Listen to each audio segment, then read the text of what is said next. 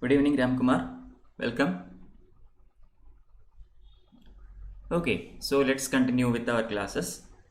So today we are going to look at the final lecture from the part 2 of 12th standard history NCERT textbook. We have started all the way from standard 6 and we have reached the final year. Okay, so the 12th standard textbook, we have 3 parts. First part was completed last week. Second part today we will complete, and the last part will be taken for the remaining of this week, and by the end of this week the entire NCERT history will be completed. Okay. Hello Jiblu, good evening. Hello Seema, good evening. Yeah, quiz is there. Quiz is indeed there, but that will start only at 5:30. Okay, as I have said, first the theory session, which will be followed by the quiz session. Okay, so the topic is art and culture, and the quiz will start at 5:30 using the Unacademy learning app. The other quiz, which will happen at 8 p.m. is in the Unacademy app session, not in the YouTube session. That is in the app session, the portions of which I have already given you yesterday. I hope you all are prepared for that. Okay, so first thing first, the first 1.5 hours of this session will be theory only. Okay, so let's move on. Before we begin, let me just talk to you about Unacademy. Unacademy is India's largest learning platform, which offers you a wide variety of things such as daily live classes where you can chat with your educator, interact with them, clear your queries, so and so. Live tests and quizzes, which will help you to evaluate your own preparation. Okay, be better placed during the examination time and so on. Structured courses, which will complete the entire syllabus for that particular examination. And finally, unlimited access to all our materials which are relevant for your examination. Okay, so in order to get all these things, the first thing to do is download Unacademy learning app. This can be done from both Google Play as well as App Store. So please download the app and create an account. Alright, I am Madhav Sankar R Warrier, and this is my Telegram channel t.me/msrw1. You can actually subscribe to this channel to get all the class links, PDFs, etc. etc. Also, please follow me at unacademy.com/@msrw, so that whenever I schedule a class, you can get the notification from the side of Unacademy. Alright, so moving on, Unacademy provides you with all the top educators from all over the country, and you can use their expertise to gain more and more inputs while you prepare for the examination. So basically, a UPSC package is divided into 2 types. First one is the plus package. That is the basic one. Okay, so whatever I have so far mentioned is given to you in the plus package. So a typical 1-year package will cost you 49,500, but upon using my code MSRW1, you can get 10% discount. Similarly, you have another kind of package known as the iconic package. Okay, so iconic is actually tailor-made for UPSC aspirants, where over and above the plus package, you will also be getting personal coach, which means personal mentor or something like that, a 1-to-1 session with the educator. Then daily mains answer writing practice, study planner, personalized feedback sessions, etc. etc. Okay, so these are the additional benefits or add-ons for the iconic. This is again provided to you in 3 time frames: 1 year, 2 year, and 3 year. Typical 1-year package will cost you 69,500. But again, here also using my code MSRW1, you can avail 10% discount, which means you have to pay only 62,550. Okay, finally, regarding the optional packages, we have only one type in this. So here also a 1-year package will cost you 27,500. Using my code will provide you 10% discount. Unacademy offers you almost all the optional subjects which are there in UPSC. Okay, so you can check it out. You can check some of the sample classes which are absolutely free. Okay, both at YouTube as well as at Unacademy platform. Do check them out and choose an optional according to your liking. Okay, one more thing, for any subscription that is greater than or equal to 6 months in time, okay, you can pay the fee using the no cost EMI facility. Any subscription greater than or equal to 6 months in time period. Okay, so this that's all about various Unacademy subscriptions. If you have any queries on this thing, you can ask me. I will help you with it. Moving on with our session for the day. Okay, so themes in Indian history, part 2, lecture 5 out of 5, the last lecture. Okay, so yeah, theme 9, Kings and Chronicles, the Mughal Codes. Okay, we are looking at a time period between 16th and 17th centuries. So, and first of all, understand that this chapter does not deal with the political history. Okay, we are not going to look at what these people, administrative or political histories. This is more related with, say, the type of the empire. What was the kind of the empire that existed during the Mughals? Okay, what was the nature of, how much we can understand using the chronicles and other literary works of Mughal times. Okay, that is the focus of this chapter. So don't expect to gain much about the political history, say for example the different wars that happened, or say the type of economy, administration, etc., etc. That comes on a different textbook. Okay, so introduction.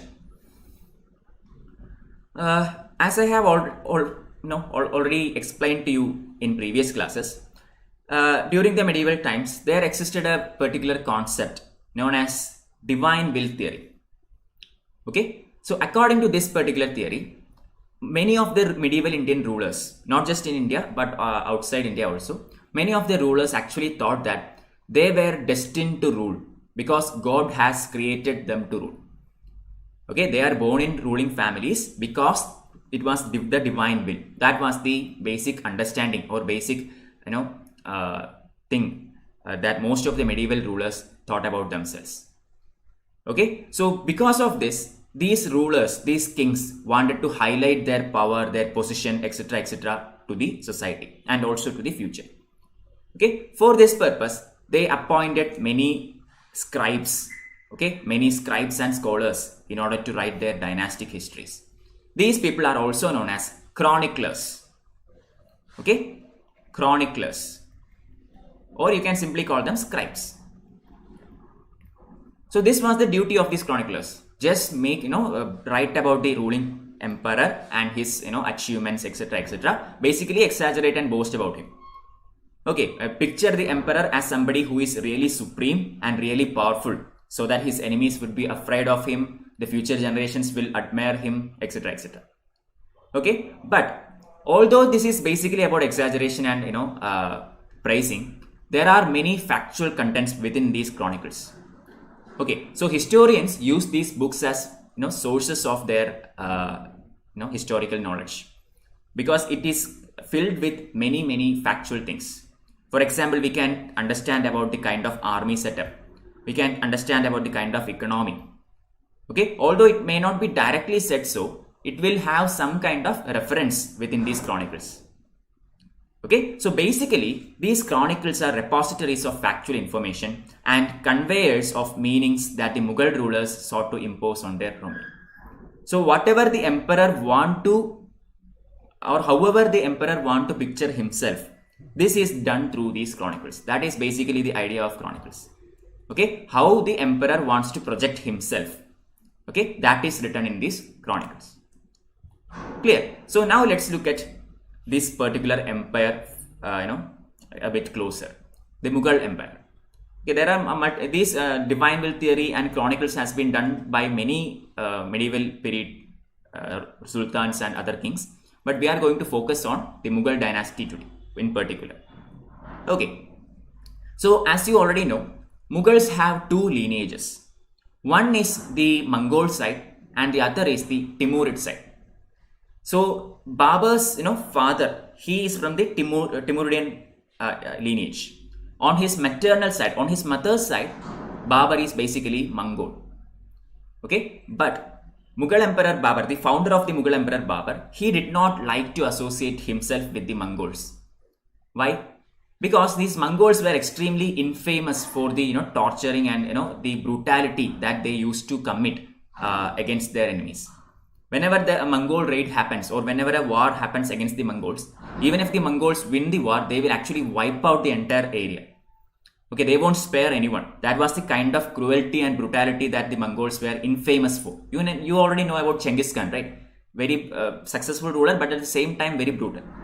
So Babur did not want to associate himself with the Mongols.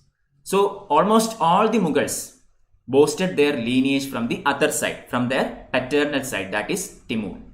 Timur was a very great sultan in the Middle Eastern region, and all of the Mughals were happy to be known as his descendant. Okay, so you all know it was Zahiruddin Babur who found out this emperor, and driven from his Central Asian homeland Farghana by warring Uzbeks. Babur did not find this Mughal kingdom one fine day. Okay, I mean, he was a part of the his homeland was actually a Central Asian territory, but continuous wars with the Uzbeks. Uzbeks was one of the warring factions against these Mughals. So these wars eventually made him or compelled him to move away from Central Asia, and that is why he came to India. He did not come to India, with a pre-plan of founding the Mughal Empire or anything. He was forced to come to India because of the Central Asian politics. Okay, but once Babur came to India, he settled here, he conquered India, he settled here, and from this point onwards, the greatest of the medieval dynasties, the Mughal Empire, began. Okay, and now we see that although Babur is a foreigner to India, once he came to India, he settled here, and his descendants were all born and brought up in India only. Okay, so Mughal dynasty is basically an Indian native dynasty. You cannot say that it is a foreign dynasty just because it was founded by somebody not from India. Okay, so you know who the remaining emperors are. We have Humayun, we have Akbar, Jahangir, Shah Jahan, and Aurangzeb. These 6 emperors are known as the Greater Mughals. Okay, even after them, there are plenty of rulers in the Mughal era. Up to Bahadur Shah Zafar II, we have multiple rulers. But these 6 are known as the Greater Mughals because Mughal dynasty reached its zenith under all of them. Okay. So guys, let me just tell you once again. I will look at the chat, YouTube chat, at the end of each slide. Okay. So even if you ask a question while I am teaching or in between a slide, please be patient. I will look at the chat at the end of that slide and then get back to you. Okay, moving on. So these are the Greater Mughals. So these 6 were known as the Greater Mughals because of their administrative skills, because of how they maintained the military, economy, etc., etc.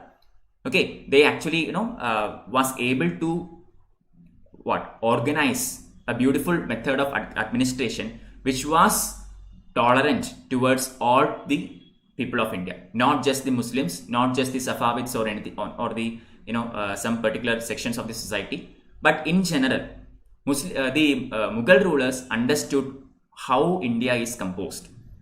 Okay, they understood that they cannot impose Sharia or the Muslim law throughout the Indian population.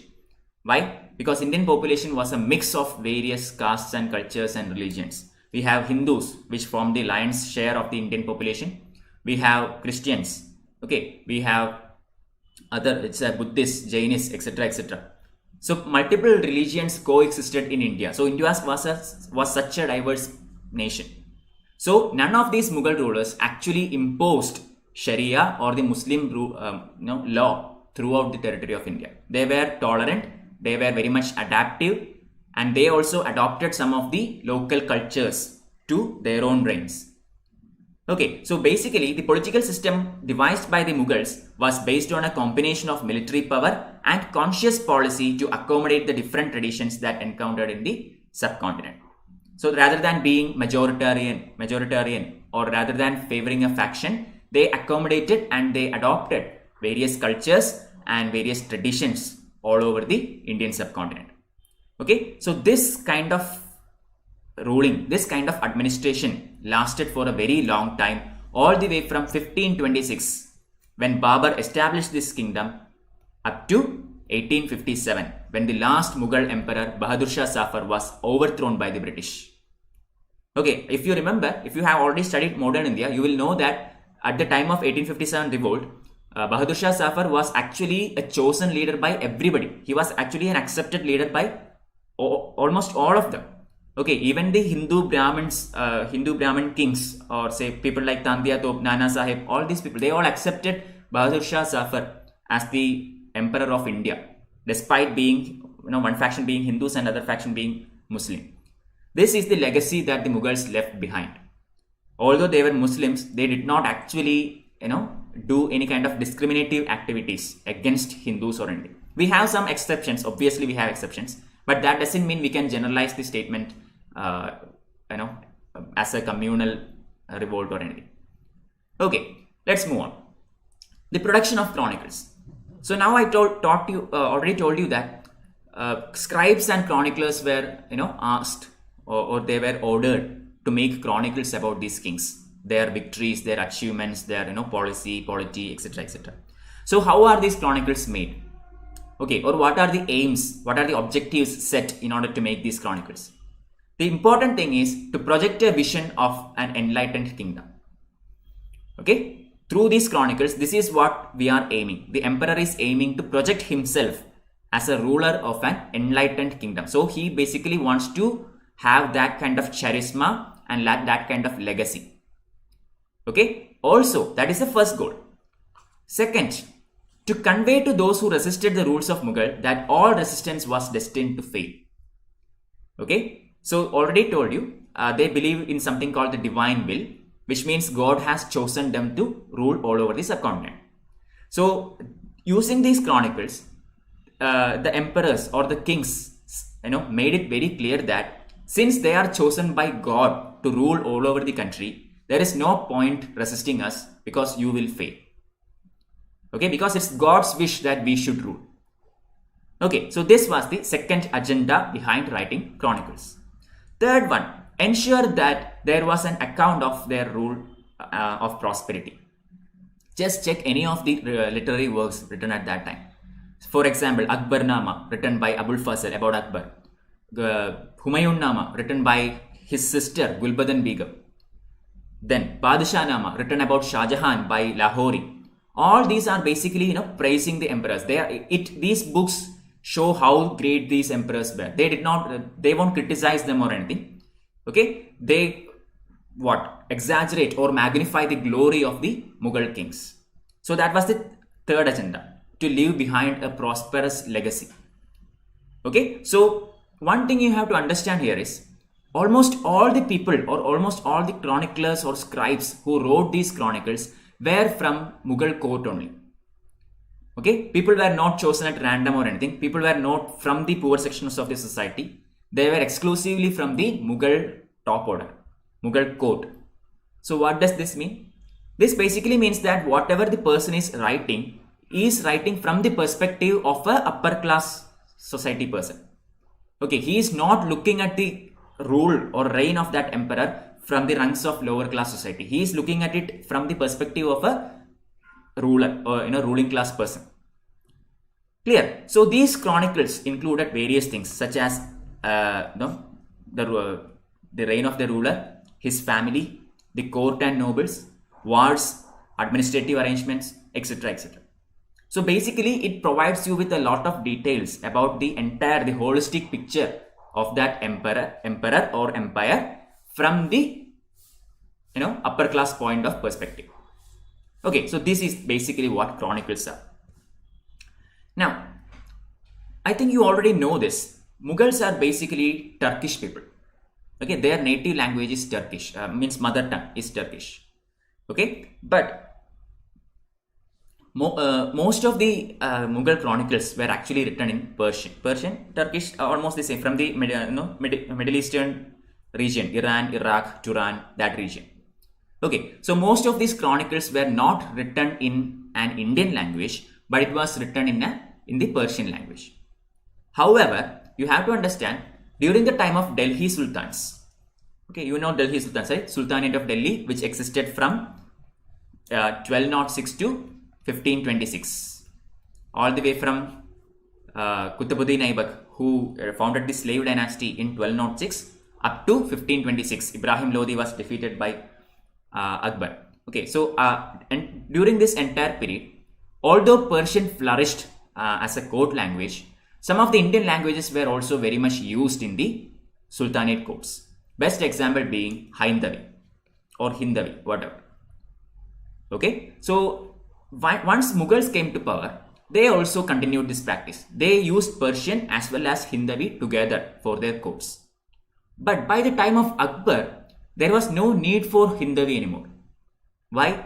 Because since Mughals, Mughals were ruling for a very long time, the people in the court actually were very much familiar with Persian language. So it was not even necessary to look for another language.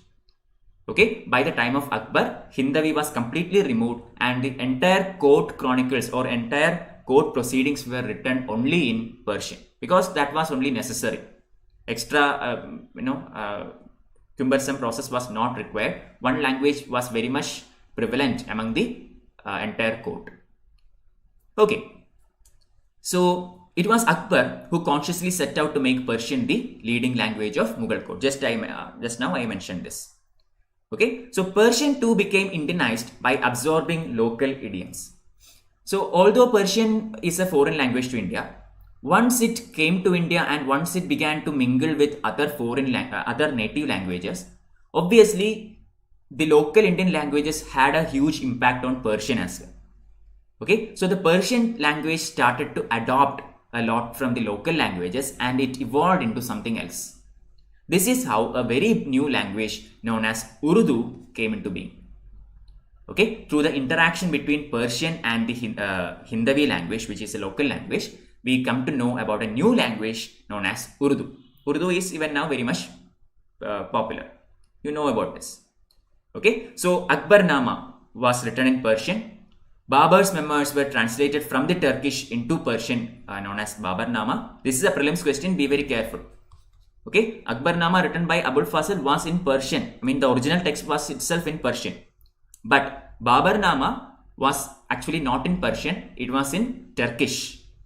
Okay, it was another Middle Eastern language, Turkish, and it was later converted to Persian, and this translation is known as Babarnama. Clear? Don't confuse this. Only the translation is known as Babarnama and translation is in Persian. The original textbook is in Turkish. During this time, during the time of Mughals, we also see that Mahabharata was translated into Persian by the name Rasmanama or the Book of Wars.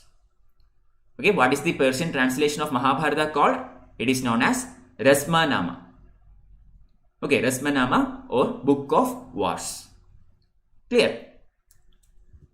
Moving on, making of manuscripts. Okay, now we saw why we make manuscripts and we saw the language that is employed in making these manuscripts.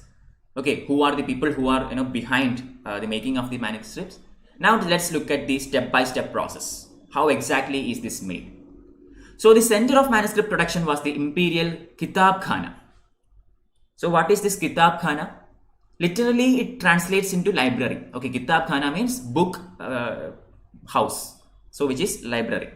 But essentially the actual meaning of this term Kitab Khana is a place where these manuscripts are made. Okay, created. That is Kitab Khana. So the makers of these manuscripts had to undergo a lot of different tasks. For example, paper has to be made. Okay, the manuscripts paper you have seen, right? It is made from the bark of trees and palm leaves, etc., etc. So that is the first task. Scribes or calligraphers has to be brought in. They have to very beautifully write all these things. The basic job of the scribes and calligraphers is to copy the text in a very beautiful manner. You can see an image here, adjacent image. Look at how beautifully it is written. The script is extremely artistic. So that is what calligraphers and scribes do. Okay, then we have gilders. Gilders, their duty is to make these entire manuscripts very much glowy and very much presentable and attractive. Okay, and then comes painters to illustrate these manuscripts. So rather than just writing down everything, the Mughals also used the art of painting in order to make it more descriptive and much more authentic. Okay, so painters and illustrators came later. And finally, we have bookbinders. So these are the people who are actually engaged in making these manuscripts. Paper makers, scribes, gilders, painters, and bookbinders. Among these people, calligraphers and illustrators or painters became very much famous, became very much influential. Others were still at back. Okay, I mean nobody cared about paper makers or gilders or bookbinders, but calligraphers were extremely famous, and so were the illustrators. Alright, so basically the art of manufacturing these or art of creating these manuscripts exemplified the power of its patron, that is the Mughal Emperor. So whenever a manuscript is made, that manuscript is credited to the Mughal king, Mughal Emperor. Okay, so it is actually such an artistic book. You should just Google some of these manuscripts and see it for yourself. It's such an amazing piece of art. Okay, so the credit is given to the Mughal emperor. Calligraphers and painters held high social standing, while others such as papermakers and bookbinders remained anonymous. Already explained to you. So, within calligraphy itself, there are multiple types of writing. Okay, for example, we have multiple kinds of fonts in our computer, right? We have, Times of New Roman, we have Arial, we have Bebas New, etc., etc. Various kinds of fonts are available. So similarly, in calligraphy also, different methods or different styles of writing were very much prevalent. Akbar's favorite kind of calligraphy was Nastaliq style. That is the image shown here, the Nastaliq style. Rather than extremely being congested and everything, Nastaliq style is very much, flowy, and it takes its space and all. Okay, easily readable, very much legible. Okay, so writing uses using a piece of trimmed reed with a tip of 5 to 10 millimeter called kalam, dipped in carbon ink or siyahi. So this is how it is written. The manuscripts are written using a black ink, carbon ink known as siyahi. S-I-Y-A-H-I, siyahi. Okay, and the tool that is used to write is known as kalam, basically pen. Okay, a kind of pen that was used in the medieval times. So kalam and siyahi were used to write on top of these manufactured manuscript papers. Okay, so this is the process by which these manuscripts are made. Now let's look at how the images are added. Not everything is done simultaneously, okay? I mean, the paper is prepared, and then comes the second stage, then the third stage. So this is basically a water flow model, which means there is no circular pattern or anything. One process is completed, given to the next section, the entire process there is completed and moves on. It goes on like that. Okay, so the painted image. So when the scribes, wrote the content of these manuscripts, they sometimes left some pages as blank pages. And these blank pages are later filled by artists who will illustrate whatever is written in the other side. Okay, and most of the paintings which were made are known as miniature paintings. Okay, if you remember, during those earlier times, most of the paintings were extremely large. Okay, the canvas, the area of that painting used to be large. The cave paint, look at the cave paintings or any other kind of paintings at that time, probably it is very large, the surface is large. But this has to be done in manuscripts, which is a very small document. So here we will see the evolution of miniature paintings. Miniature paintings means, as the name suggests, it's a minuscule, minute paintings which are supposed to be, able to occupy a small space in the book, in the manuscript itself. Okay, so the idea of these miniatures were not just to enhance the beauty or anything, but it was believed to possess a special power of communicating ideas about the kingdom which the written medium cannot do. You have heard of this saying, right? A picture paints 1,000 words, right? I mean, a picture is equal to 1,000 words. So that is basically the idea here also. Using a picture, you can elaborate a lot more rather than writing 100 pages. Look at this beautiful painting. Here is a miniature of the Mughal Kitab-Khana. If you look at it, you can basically understand what all happens there. You can understand the building type. You can understand what all kinds of materials are used to build these buildings, who are all associated with making these manuscripts. Okay, a lot of information is provided by a single picture. That is another idea of using paintings. Production of paintings portraying the emperor, his court, people, etc. was actually a troublesome issue. Why?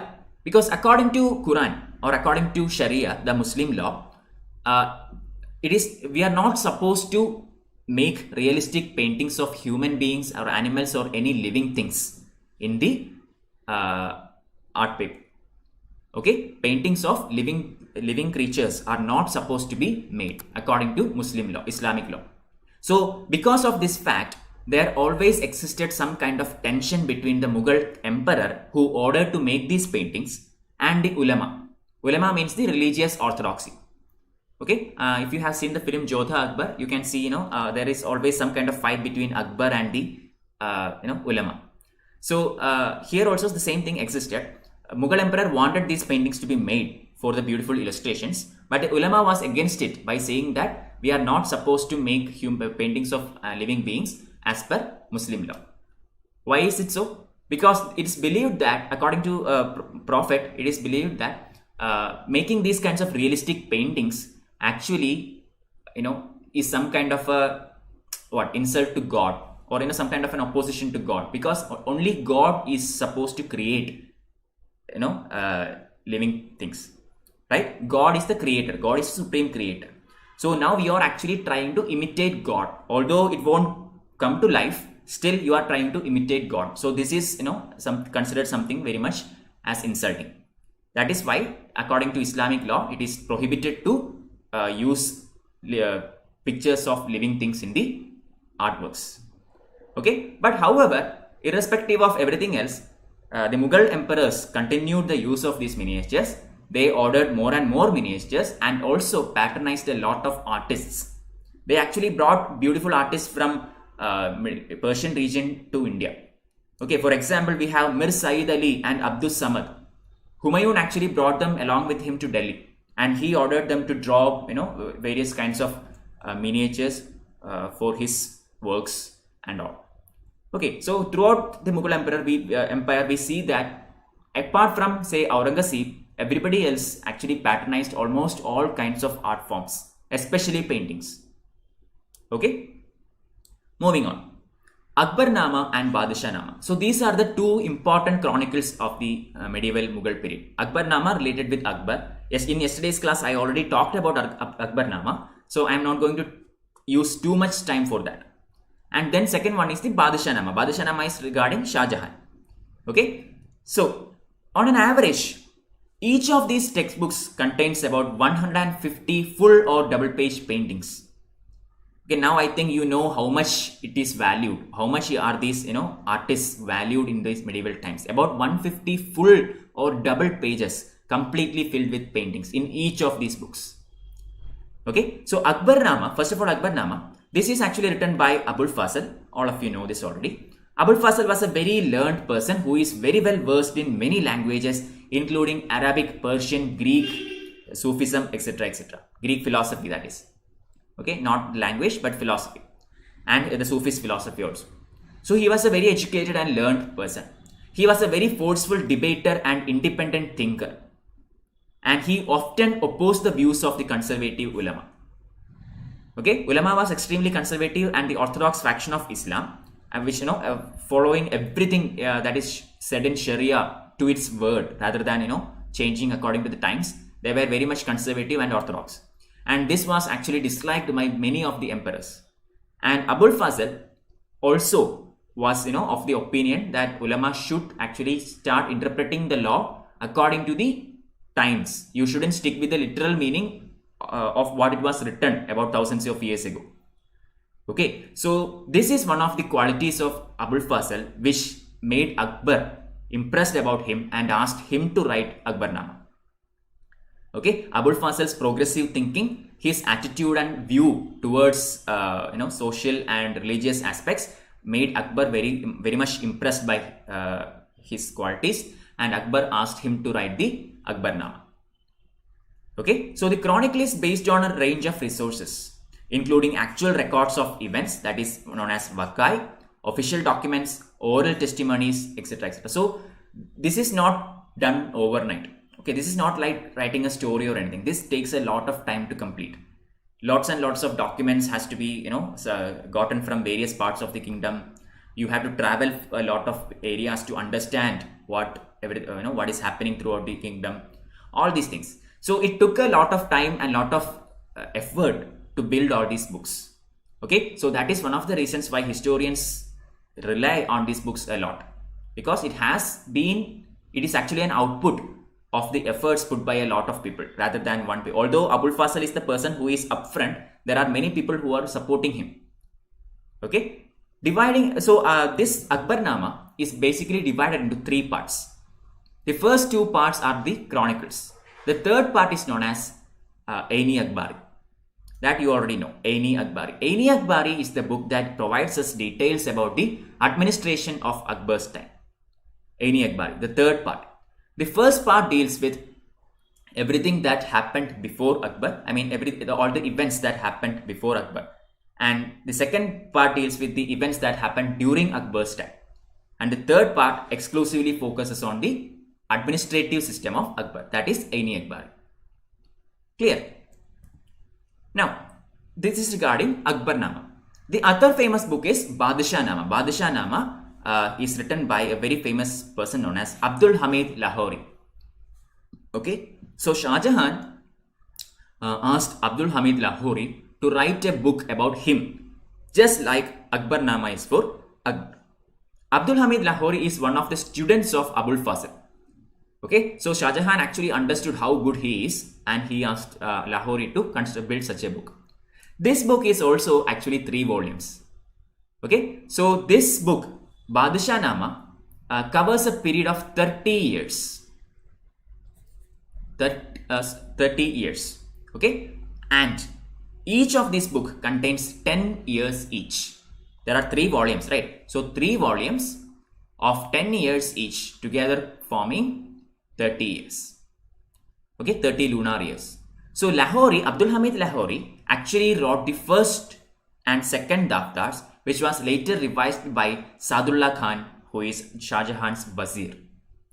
Okay, he was actually very much old, age was getting to him. There were lots of health issues, etc., etc. So he was not able to complete the third one. He wrote the first 2 ones, which was later revised by Sadullah Khan, who is a Wazir of Shah Jahan. The third one, the last book, was actually chronicled by another historian named as Waris. Very important, Shah Jahan, the Badashanama was written by 2 people. The prominent author is Abdul Hamid Lahori, but it was completed, the third portion, the last 10 years of Shah Jahan's reign, was actually chronicled by historian Waris. Okay, later on, after the end of Mughals and all, when British came to India and once they colonized India, British administrators actually used all these books to get an understanding about the Indian society. Okay, I mean, look at this. Akbarnama talks about everything, starting from the Mughal period till his reign. Shah Jahan, the Badashanama talks about the first 30 years of Shah Jahan. We have Alangarnama about Aurangzeb, which talks about a huge period of his reign. So, if you study all these books, you will get an understanding of how Indian society evolved all over from the medieval period to the colonial period. So the British administrators used these books in order to understand or get a grasp of how Indian society is composed, what all are, what all they should look about once they start ruling, etc., etc. Okay, so once they started translating these textbooks, many scholars were brought in from Britain and other parts of the world. A school known as Asiatic Society of Bengal was founded by Sir William Jones in 1784. Okay, you might have heard about some colleges also. The Sanskrit College set up by Jonathan Duncan, then the Calcutta Madrasa by Wellesley. Okay, so I think these are very well known for you. While we study modern India, we will look into that a bit depth. But here just we are looking at one particular society only, that is Asiatic Society of Bengal. This was actually founded by Sir William Jones in 1784. And this society edited the versions of Akbarnama and Badashanama and later published it.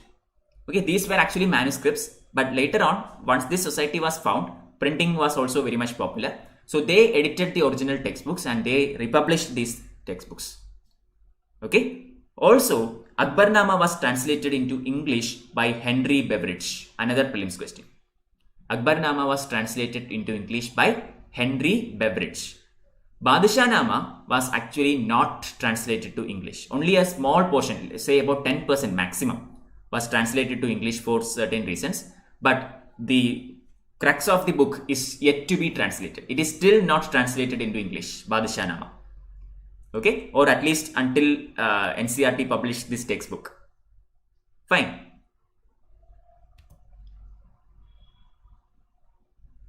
Hello Saubhagya, I did not understand what that meant. Okay, the ideal kingdom. So, just as I have started this session by saying about divine will, here also just understand that the Code chroniclers drew upon many sources to show that the power of Mughal kings came directly from God. Okay, how can you prove that the power of the Mughal kingdom came from God? I mean, how are you going to convince the people about this particular theory? Okay, so for doing this, these court chroniclers employed a series of tactics. Okay, number one, the Mongol queen Alanqua. Okay, who was there is a very fable, or say a story, a myth that says that the Mongol queen Alanqua was actually impregnated by a ray of sunshine.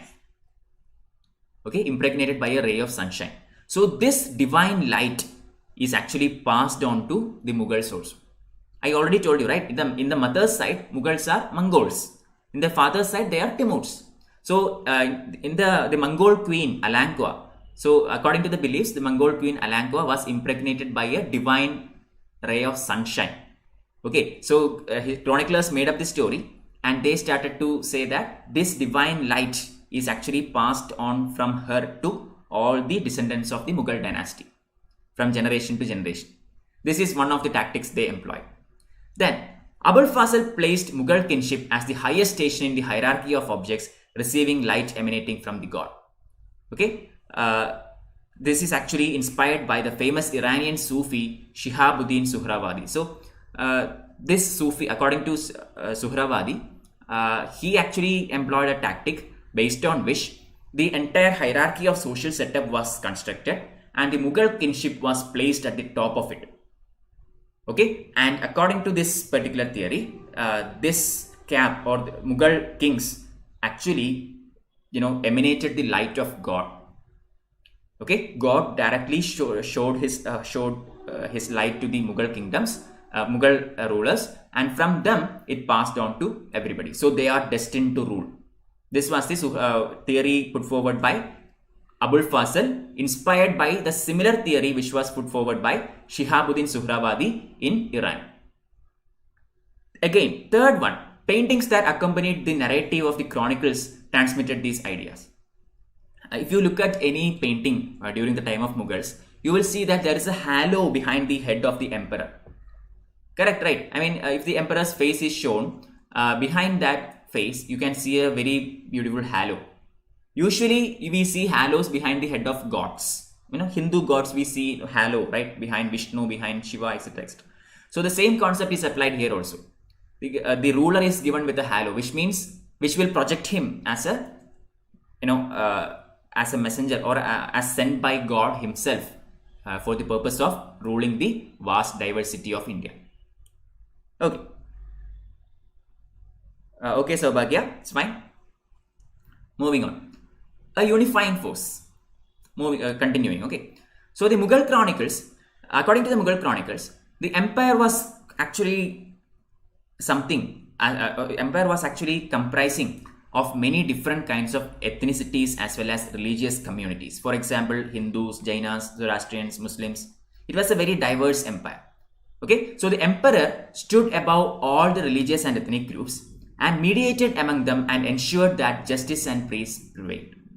Okay, despite these differences, despite these diversities, the emperor was considered as supreme and he was supposed to be the ultimate authority for everybody, and she was supposed to treat everybody as equals. And this is the time when we come across another beautiful theory known as Sul-i-Kul, or absolute peace. Okay, so according to Abul Fazl describes this idea which is actually put forward by Akbar. This is known as Sul-i-Kul, according to which the entire you are supposed to view everything as a peaceful system. Okay, and this theory actually became the cornerstone of enlightened rule. Sul-i-Kul, the famous theory of Akbar, actually written down by Abul Fazl within Akbarnama, speaking about how Emperor Akbar managed this diversity and how he impartially performed all his duties as an emperor. Okay, so according to Sul-i-Kul, all religions and schools of thought had freedom of expression, but on condition that they did not undermine the authority of the state or fight among themselves. That is the condition. You can practice any religion or any belief or any faith that you want upon the condition that you do not undermine the authority of the state and you do not fight among yourselves. Okay, these things are not allowed. Otherwise, you are free to practice and propagate and profess whatever religion you want. This is the backbone of Sul-i-Kul. Okay. In conformity with this theory, Akbar also abolished the tax on pilgrimage in 1563 and also the poll tax jizya in 1564. These were actually levied on non-Muslims. Okay, non-Muslims, not Hindus. Understand here, this was levied upon Hindus also, but according to theory, it is actually levied on non-Muslims, not like Hindus alone. Okay, because according to Sharia, although the people may not follow Islam, they are actually protected by the Islamic ruler, and for this they are paying something, that is the jizya. Okay, so these people who are actually protected by the Islamic rulers are known as zimmis. Okay, zimmi means those who are protected by the ruling class, non-Muslims. Clear? So it comprises of Hindus, Buddhists, Jains, etc., etc. They are all supposed to pay this jizya to the emperor. Fine. All Mughal emperors gave grants to support the building and maintenance of places of worship. This is also true. Okay, we often think that Mughals were Muslims, so they actually destroyed all the Hindu temples and all these things. But this is partially true, partially wrong. It is true that many Mughals during their attacks against various countries, they destroyed lots of religious places. But later on, once they consolidated their empire there, they actually gave grants and funds in order to construct or renovate this temple back. Okay, except maybe Aurangzeb. Okay, but we have evidence that even Aurangzeb gave donations to renovate certain temples. Clear? So during the medieval times, especially during the time of Mughals, we do not see this communalism as an issue, or we do not see this Hindu-Muslim issue as such. Although there were some exceptions, in general we do not see this. Okay, because when we say study about Shivaji, for example, okay, Shivaji is considered as one of the greatest, warriors of Hinduism.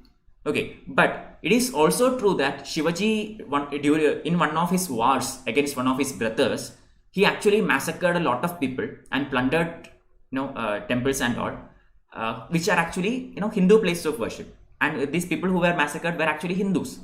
So Shivaji actually did this to Hindus, but we still champion him as one of the, very famous great Hindu rulers. Why? Because during the medieval times, it was not at all like Hindus versus Muslims or anything. It was basically the attacker versus the defender. That's all. Irrespective of the religion, one person is the attacker, other person is the defender. I mean, he has to defend his kingdom. So the attacker will definitely defeat the other person. He will destroy everything he sees. He will plunder. He will loot. That's it. Okay, irrespective of any kind of religious or caste barriers. Okay, moving on. Just sovereignty as social contract. So Abul Fazl defined sovereignty as a social contract.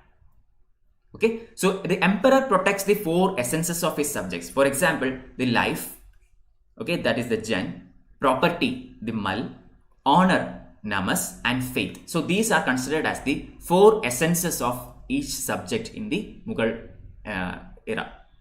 Okay, life, property, honor, and faith. So it is the duty of the emperor to protect all these of his subjects. And in return for this, the emperor demands obedience and a share of resources. The people should not betray the emperor, or the people should not, people should be, favorable to the emperor, and at the same time, they should pay some kind of resources. For example, taxes. So this is the social contract. Okay, emperor do his part, the people are supposed to, do their end. So, in order to describe all these things, the artists who wrote these chronicles, or who painted in these chronicles, used a variety of symbols. Okay, for example, the motif of lion and the lamb. Okay, what does lion denote? Lion is denoting, the strong sections of the society. Lion is the king of the jungle, right? So it is actually representing the strong among the people, among the population. And the other one is the lamb or a goat. What does a goat or a lamb represent? It represents the weaker sections of the society. So the medieval era artists used to symbolize in paintings where both lion and lamb are sleeping adjacent to each other very peacefully, showing that during the time of Mughal period also, people can, both strong as well as weak people could coexist within the same society. Okay, both kinds of people can very much coexist without any kind of troubles. That is what is being symbolized by the use of lion and the lamb in the Mughal illustrations. Clear? Yeah, Sakshi, correct. Akbar abolished the pilgrimage tax. Yeah, I think I told you, right? Earlier itself. Yeah, here it is. Akbar abolished the tax on pilgrimage in 1563 and jizya in 1564. Okay, but jizya was actually reintroduced by Aurangzeb later. Shah Jahan did not do it, but Aurangzeb later reintroduced jizya. Okay, moving on. Capitals and courts, the capital cities. So, when Babur came to India, I mean, he defeated Ibrahim Lodi in the very famous battle back in 1526. And when he came to India, he actually took the Lodi capital as his own capital. And that was Agra. Not Delhi, it was actually Agra. Okay. And later we see that many developments was done on Agra. Akbar even constructed the very famous fort of Agra using red sandstone. Many of you would have actually gone there as a part of your college tour or something like that. Okay, you have seen this. So Agra is very important city even now because what happened at that time. Okay, Agra was the initial capital when Babur arrived at India. But later on, especially during the time of Akbar, we see that capitals keep on changing. Okay, even during the time of Delhi Sultanates, we see a lot of changes in capital. Muhammad bin Tughlaq, for example, changed capital from Delhi to Daulatabad and then back to Delhi. Okay, so here in 1570s, Akbar, Jalaluddin Akbar, actually built a very beautiful city named as Fatehpur Sikri. And Fatehpur Sikri became the Mughal capital during the time of Akbar. Okay, so this was the city which was founded by Mughal Emperor Jalaluddin Muhammad Akbar. Okay, also the Mughal rulers entered into close relationship with Sufis, especially of the Chishti Silsila. I think you already know what this Silsila means and different kinds of Sufis and all. I took a session regarding this in the previous week. So I hope you remember all that. Okay, so Mughals were very much in favor with the Chishti Silsila of the Sufi sects. Okay, so Akbar commissioned the construction of a white marble tomb for Sheikh Salim Chishti next to the majestic Friday Mosque at Sikri. So Fatehpur Sikri is a beautiful city which has a complex of beautiful monuments. There are multiple monuments of national importance within Fatehpur Sikri itself. Just go through them. This is also a prelims question. Which of the following are not a part of Fatehpur Sikri? And then they will give some options. You should be able to eliminate them. Okay, for example, Panch Mahal, Jodhabai Palace. Okay, then the tomb of Sheikh Salim Chishti. These will be the options. Okay, so be very careful about that. Buland Darwaza, again, Buland Darwaza was meant to be a reminder to the visitors of the Mughal victory at Gujarat. So a very famous, Akbar kept on increasing his, consolidating and expanding the Mughal Empire. And especially he focused his attacks on the northwestern regions of India. Okay, the biggest contribution Akbar gave to the Mughal period was consolidating the northern or northwestern boundary of India, which is the Kabul, Kandahar, Ghazni line. I hope you remember this. This is from one of my earlier classes. Kabul, Kandahar, Ghazni line. Okay, this is actually the northwestern frontier of Mughal kingdom, and this was consolidated by Akbar. Okay, this is his greatest contribution to the Mughal period. Later, Shah Jahan actually tried to cross this line and establish some outposts into the Safavid and Uzbek kingdom, but he failed.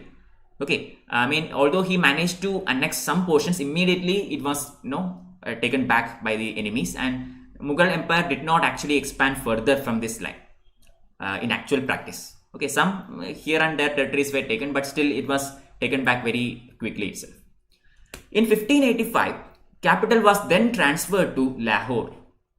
So again, Akbar's idea was to go to this northwestern boundary so that he can focus on consolidating this Kabul, Ghazni, Kandahar line. For this purpose, he changed his capital to Lahore. Okay, then in 1648, during the time of Shah Jahan, a beautiful city, new imperial city was built, which was made as the Mughal capital, that is known as Shah Jahanabad.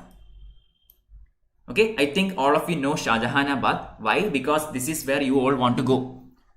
Okay, our UPSC headquarters is in Shahjahanabad. This is where you go for your UPSC interview. Okay, so this is again part of Delhi, current day, modern day Delhi.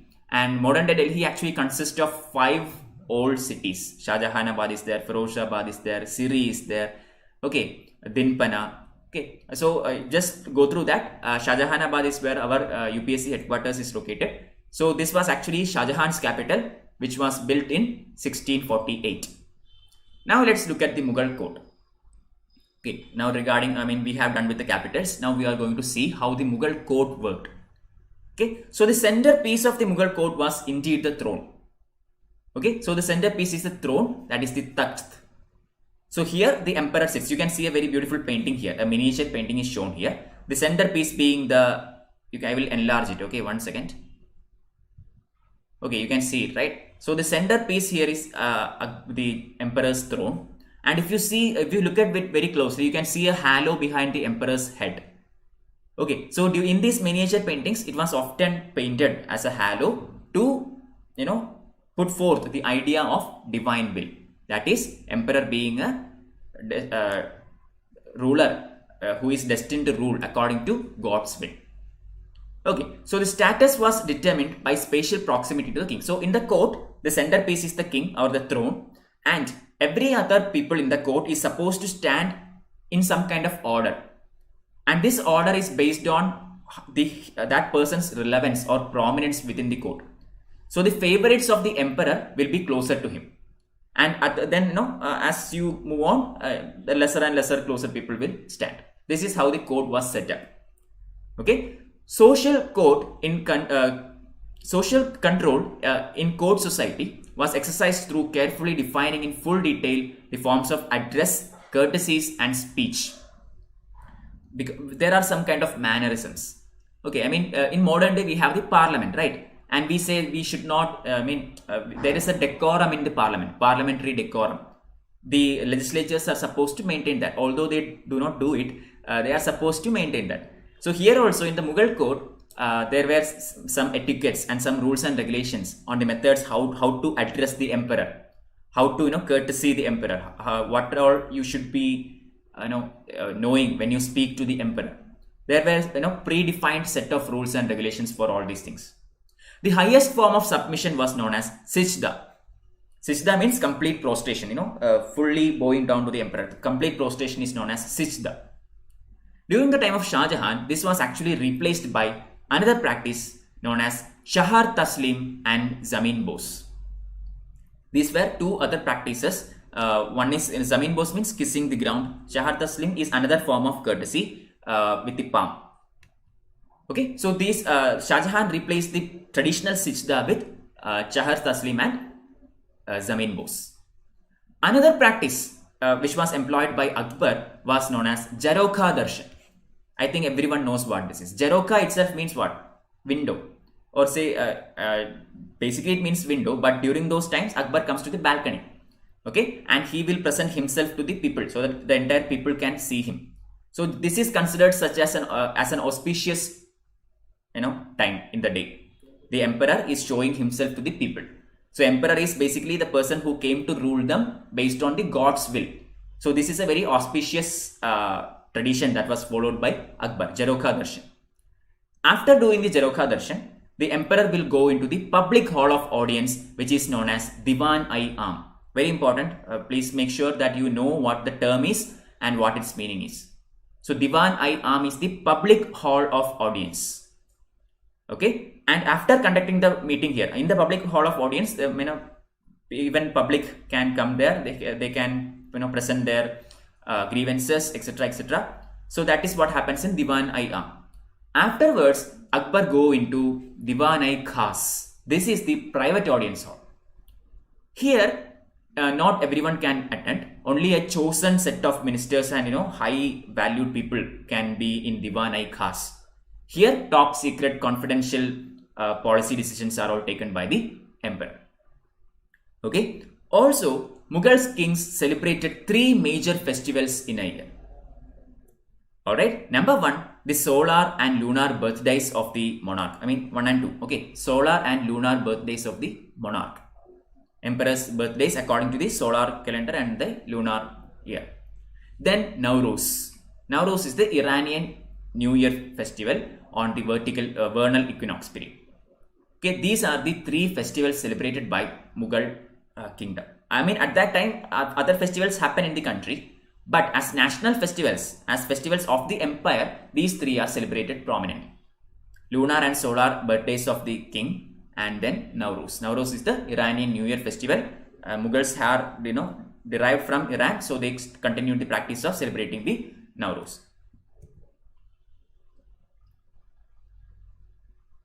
Moving on. Yeah, you can see beautiful paintings here. You can look at the NCERT textbook. All these are given in that textbook also. Okay, so titles and gifts.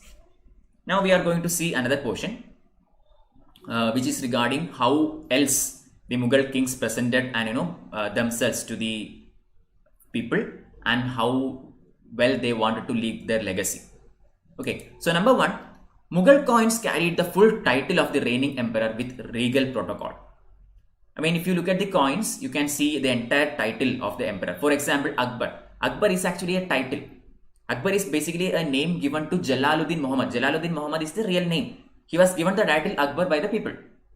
Okay, you see that from the Jodha Akbar movie, if you remember. Similarly, Shah Jahan. Shah Jahan is not a name, it is a title. What does Shah Jahan means?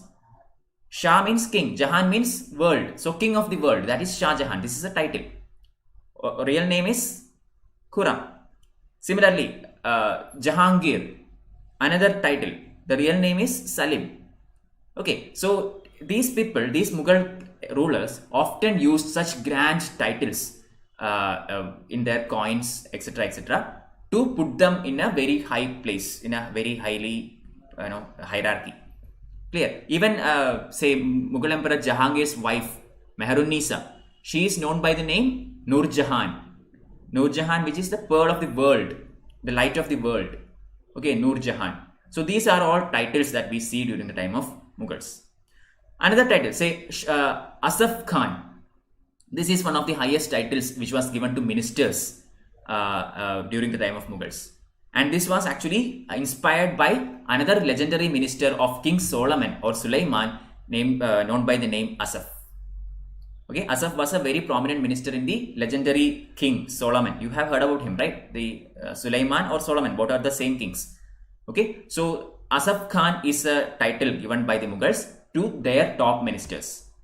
Title Mirza Raja was accorded by Aurangzeb to high-ranking nobles such as Jai Singh and Jaswant Singh.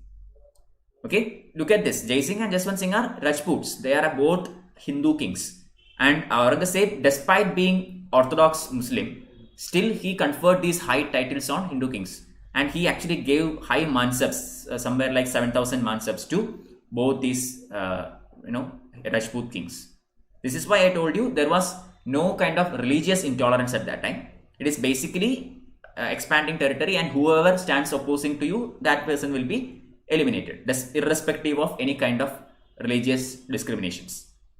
Okay, title could be earned or paid for. This is also true. Some titles are gained by your achievements, and some titles are actually bought by paying something else, so cash or kind or whatever. Okay, so along with titles, there are some other honorary symbols also, such as robe of honor, okay, known as khilat. The sapara. Sapara is actually head to foot, which will consist of a tunic, and a turban from head to foot. That is the entire garment or entire costume or attire together is known as sarapa.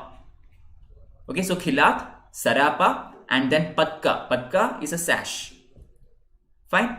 Then lotus blossom set. This is another award given to prominent people by the Mughals. Or this is also known as Padma Murasa. Okay, lotus blossom set with jewels. This is actually very high, very rarely given kind of award by the Mughals to top personalities in their kingdom. Just like our Bharat Ratna or say Padma Vibhushan or something like that. A top award.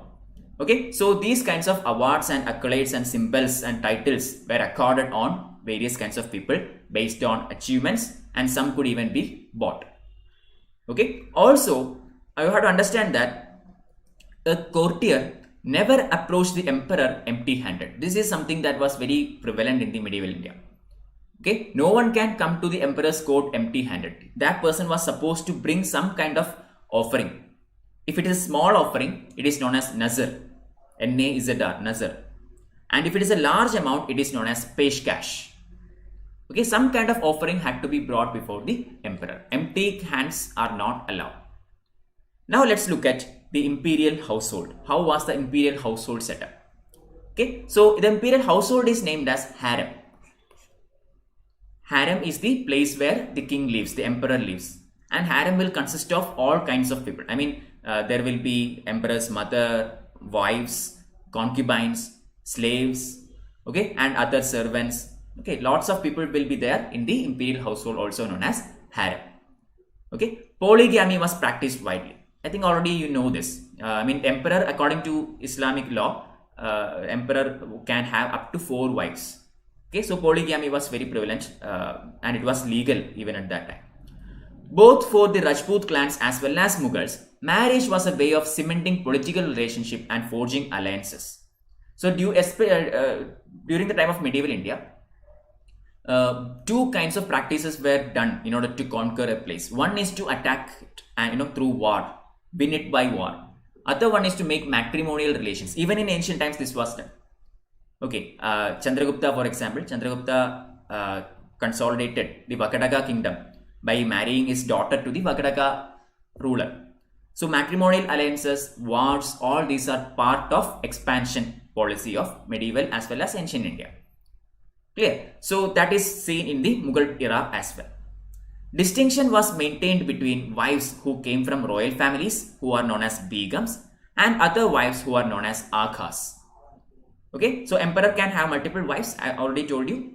The wives who came from royal families are known as begums, very much prominent, very prominent figure. And then other wives who came from normal families are known as aghas. Clear distinction was maintained between these two. Begums were given first preference always, and emperor has to take care of begums very well. Comparatively, aghas were less cared about because of their familial status. Okay. Agha and the agacha could rise to the position of begum depending on the husband's will and provided that he did not already have 4 wives. Okay, so the emperor can have only 4 wives according to Sharia. Okay, so he can keep other women in the kingdom as say concubines, etc., etc. But he can have only 4 wives. So even aghas and agachas, agacha means concubine. Okay, so aghas and agachas can attain high positions in the kingdom if emperor wishes so. Emperor has that power to grant particular attention to a particular woman. Okay, so as long as he have less than 4 wives, he can elevate any agha or agacha to a supreme position, a superior position. Love and motherhood played important roles in elevating such women to higher statuses. So this is again very important. So one is emperor should be very much impressed by that woman. That is love. Second one, motherhood. So if that woman bear the child of the emperor, then obviously she's the mother of the next emperor, right? So that granted that woman a higher status. So love and motherhood gave them very much it can give a woman a high status in the royal harem. For example, you can see very prominent women such as Nur Jahan, Jahanara, Roshanara. Nur Jahan is the wife of Salim, that is Jahangir. Okay, the real name of Nur Jahan is Mehrun-Nisa. Okay, so Nur Jahan, an extra point here, Nur Jahan is the only empress in India during the time of Mughals to have her name inscribed in the Mughal coins. Okay, usually the Mughal coins are minted only in the name of the emperor. In the reverse side, it will have something to do with Islam religion. Okay, but this is the only woman. Nur Jahan is the only woman to have coins minted on her own name along with the name of Jahangir. So that was the power of Nur Jahan during the time of Jahangir. Okay, then we have Jahanara and Roshanara. Jahanara and Roshanara are the daughters of Shah Jahan. They too had very high positions in the Mughal Empire. Even during the time of Aurangzeb, Jahanara was very much, Aurangzeb treated Jahanara with immense respect and care. Okay, the bazaar at Chandni Chowk was actually built by Jahanara only. You know about this, right? Anybody who is in Delhi, who has been to Delhi, know about Chandni Chowk. So Chandni Chowk has been designed by Jahanara Begum. Okay. Similarly, the Humayun Nama, the biography of Humayun, was written by his sister Gulbadan Begum, another prominent woman. Mumtaz Mahal, again another prominent woman during the time of Mughals. But irrespective of any of this, only Mughal woman to have her name in the Mughal coins is Noor Jahan. Not even Mumtaz Mahal. Shah Jahan may build a mausoleum for her, but he will not put her name in the coins. Okay. So that is exclusive for Noor Jahan. Moving on, the imperial officials, the recruitment and the rank. So one of the most important pillar of Mughal state was the corps of officers, also referred to as nobility. So you have to understand that such a vast piece of land, the entire subcontinent of India, cannot be ruled by a single person.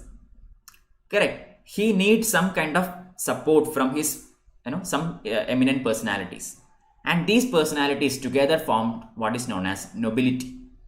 Okay, so nobility was one of the important pillars of Mughal administration. So these people were recruited from diverse ethnic and religious groups.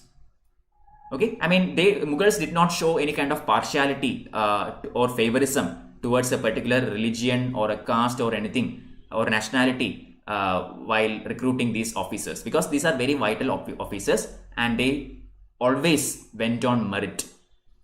Okay, so this nobility is actually described as a banquet of flowers, also known as Guldasta, held together by the loyalty to the emperor.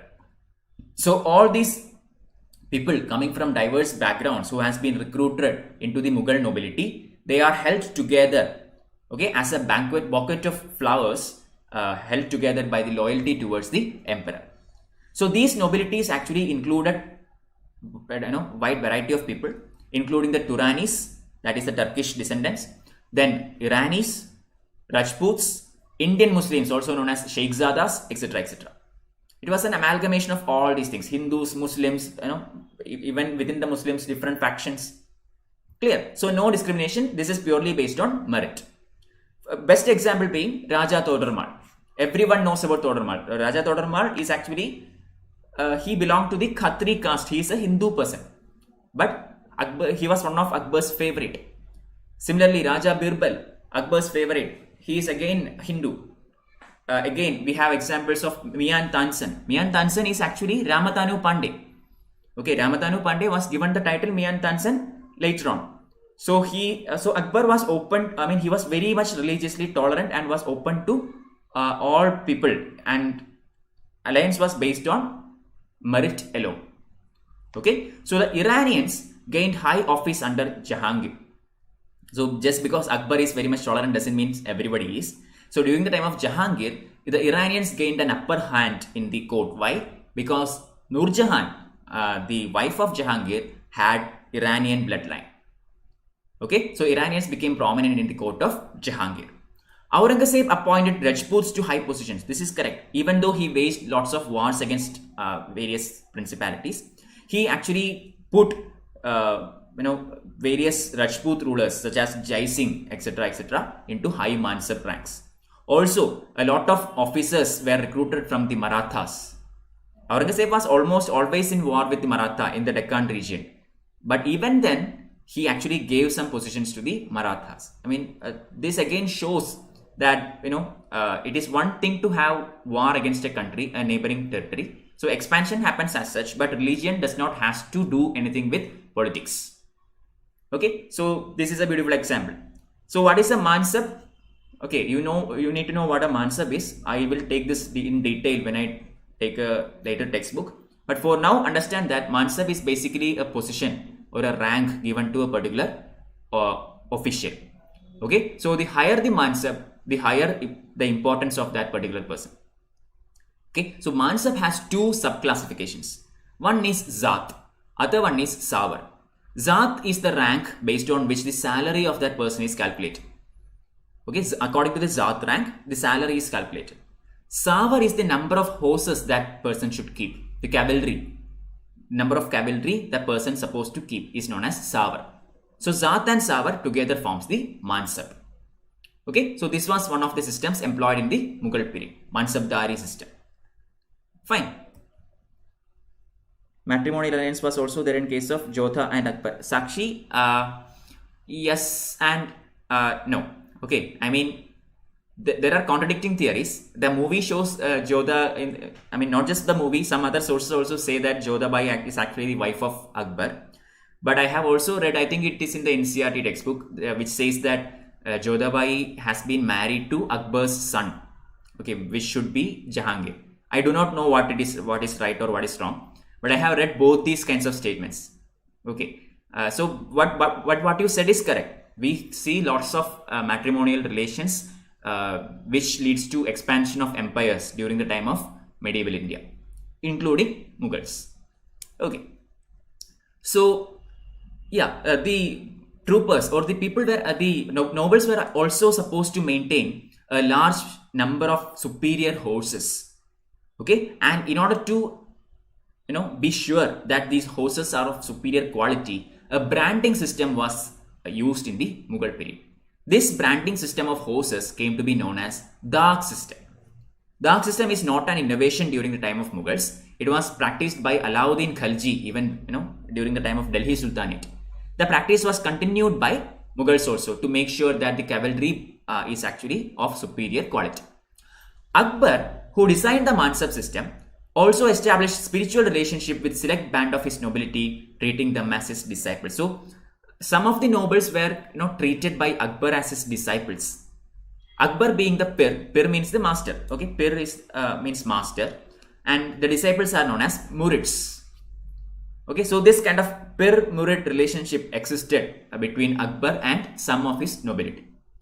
Another important officer, the Mir Bhakshi, also known as the Paymaster General, stood in open court on the right side of the emperor and presented all candidates for the appointment and promotion. So this is how the administration works. Everybody who is supposed to be appointed or promoted are together made into a list, and this list is read out in the court by Mir Bhakshi. Mir Bhakshi is a very high position in the Mughal court during the time of Akbar. Okay, along with Mir Bhakshi, there are two other important posts. Number one, Diwan-i-Ala, that is finance minister, and Sadar-ud-Sadur, that is the minister of grants or land grants. Madadai-Mash means charity lands. Okay, Madadai-Mash means those lands which are given to religious people as charity. Okay, so both Sadar-ud-Sadur and Diwan-i-Ala enjoyed very high ranks along with Mir Bhakshi, and these three together formed the closest administrative post to the emperor. I mean, in the modern day, you have heard about the kitchen cabinet, right? I mean, we have the ministers, council of ministers. Then we have the cabinet, which is, a select group of ministers. And then we have something known as kitchen cabinet. This is very informal.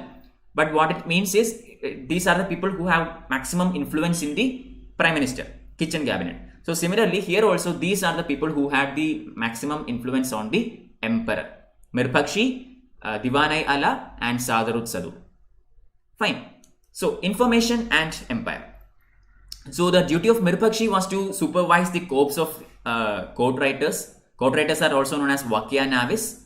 Okay. Then who recorded all applications and documents presented to the court, and all the imperial orders. Imperial orders are also known as Farman. So, it was the duty of the Mir Bhakshi to supervise all these things. Every document that is presented in the court and every imperial order. Agents known as Vakil of the nobles and regional rulers recorded the entire proceedings of the court under the heading Akbarat-i Darbari-i Mulla. That means news from the exalted court. Okay, so this is the document name, Akbarat-i Darbar-i Maula. So in this document, everything that happened in the Mughal court is actually recorded with date and the time of the court session. Fine. Also, this period we see a very beautifully functioning postal system, the imperial post. There were two kinds of posts. One is the imperial post and another one is the normal one. Imperial post was extremely sophisticated, and it was extremely efficient. The emperor will know anything that happened in any part of his empire, however far that is, within a maximum time of 5 days. Okay, emperor might be sitting at Delhi, but he will know what happened in South India or what happened in Lahore. Maximum time delay is like 5 days. Okay, so that was the quality of the imperial post at that time. And this was based on foot runners, round the clock foot runners, also known as Qasid or Patmar. These people carried the paper rolled up in bamboo containers, and they used to run for a few miles and then hand it over to the next person. That person will run for a few miles. This is how the postal system was maintained in the Mughal period. Okay, now let's look at the provincial administration. Now we looked at various posts in the center. Now it's also important to look at the provinces. Okay, but at 5:30 we will start the quiz. Okay, please be ready with the Unacademy learning app. Topic is art and culture. 50 questions. We will start at 5:30. So beyond the center, provincial administration. So the provinces during the time of Mughals were known as Shubhas. Very important, guys. You have to understand what are the names given to provinces during the time of various dynasties. During the time of Mughals, it was known as Shubhas. In ancient India, during the Mauryan times, it is known as something else. During the time of Guptas, it is a different name. You have to know all these things. Okay, so the Subhas were actually under the control of Subedar, that is the governor. And Subedar directly reported to the emperor. Okay, don't confuse this Subedar with the modern India Subedar. In modern India Subedar is a very small post in the Indian army. I mean, not the Indian, modern India we will study the sepoys. Okay, so any sepoy or any Indian soldier can rise to a rank of maximum of Subedar. He cannot go beyond that. Only European officers were given a rank higher than Subedars. We will study that in modern India. So that Subedar is different from this Subedar. Clear? So make sure that you know how the meaning of these terms change according to times. Okay, there is nothing constant. Now, each of these subhas were further divided into sarkars, which was under the jurisdiction of commandants known as faujdars. Okay, so the subhas are at the top, and this is actually divided into sarkars, which is under faujdar, and this is again divided into paraganas or pargana, whatever. Okay, I have seen both spellings, pargana or paragana, whatever. So Pargana, which is the sub-district. Okay, and this is actually under the control of 3 semi-hereditary officers known by the names Kanungo, that is the keeper of revenue records, Chowdhury, in charge of revenue collection, and Kasi, judge. Okay, Kanungo, Chowdhury, and Kasi. Remember the difference. Kanungo is the keeper of revenue records. Chowdhury is the person who is in charge of revenue collection. Not record keeping, but collection. That's the difference. So Kanungo, Chowdhury, and Kasi together ruled the sub-district level or the Parganas. Persian was made the language of administration throughout, but local languages was also used in village accounts. Okay, so although Persian was the most prevalent language for the court, local languages were also very much used in the lower levels of administration. Fine. Zamindars and the representatives of the Mughal emperor sometimes used to be in kind of conflicts regarding the authority and the share of resources. Okay, we see this especially during the time of Aurangzeb. Okay, during the time of Aurangzeb, right below his nose, within Delhi itself, we see a series of peasant uprisings. Correct? We see Jat uprising, Satnami rebellion. All this happens during the time of Aurangzeb. Why? Because once the emperor and zamindars engage in a conflict, zamindars often used to get the support of peasants. Okay, so this is one of the reasons why historians think that not all zamindars were that much oppressive towards the peasants. If the zamindars were oppressive to the peasants, then the peasants will never support them, right? Peasants will support the emperor against the zamindar. But in most of the zamindar emperor issues, the peasants were on the side of zamindar. Okay, so the historians are a bit confused here. Some of them might have been oppressing, some of them are actually not. Fine. Beyond the frontiers. We have almost come to the end. Okay. Beyond the frontiers. So, General titles such as Shah Jahan, I already talked about this, so I'm going to go through it a bit fast. General titles such as Shah Jahan, or the specific titles assumed by individuals such as Jahangir, etc. were very popular during the time of Mughals. Shah Jahan means King of Kings, Jahangir means World Caesar, etc. etc. So all these titles helped the Mughal emperors to reiterate their claims and reiterate their position in the kingdom. Diplomatic relationship and conflicts with neighboring political powers were very much common during the time of medieval India. Okay, we will see both a peaceful coexistence as well as rivaling warfares. For example, the Safavids and Kandahar. Okay, so the closest empires to the Mughal kingdom was the countries of Iran and Turan. Okay, a Mughal kingdom was extending all the way to Afghanistan. Okay, so the next country closest to Afghanistan is Iran. So based on that, we have Iran and Turan, which are the closest to Mughal dynasty at that time. So it was very important to control the frontier area. And Mughal frontier was defined by the Hindu Kush mountains. Already told you the Kandahar, the Kabul-Kandahar Ghazni line. So this is basically the Hindu Kush mountains. Okay, this mountain separated Afghanistan from Iran and Central Asia. So it was very vital for the Mughal kings to make sure that Hindu Kush is absolutely safe. So often there used to be plenty of battles between the neighboring countries for the Hindu Kush ranges, just like India and Pakistan. Okay, fighting for some place in Kashmir. So a constant aim of Mughal policy was to ward off this potential danger by controlling strategic outposts such as Kabul and Kandahar. So those who control Kabul and Kandahar will control Hindu Kush, because these two are important places. Exactly like Siachen is for us today. Whoever controls the Siachen glacier will control a huge portion in the strategic confluence of India, China and Pakistan. So similarly, at that time we had Kabul and Kandahar being the strategic outposts. So Kandahar was a bone of contention between Safavids and Mughals. Always there was some kind of conflict for possession of Kandahar. So in order to quench this issue, in 1613, Jahangir tried to send a diplomatic envoy to the court of Shah Abbas, who was the ruler of Safavids. But this mission failed.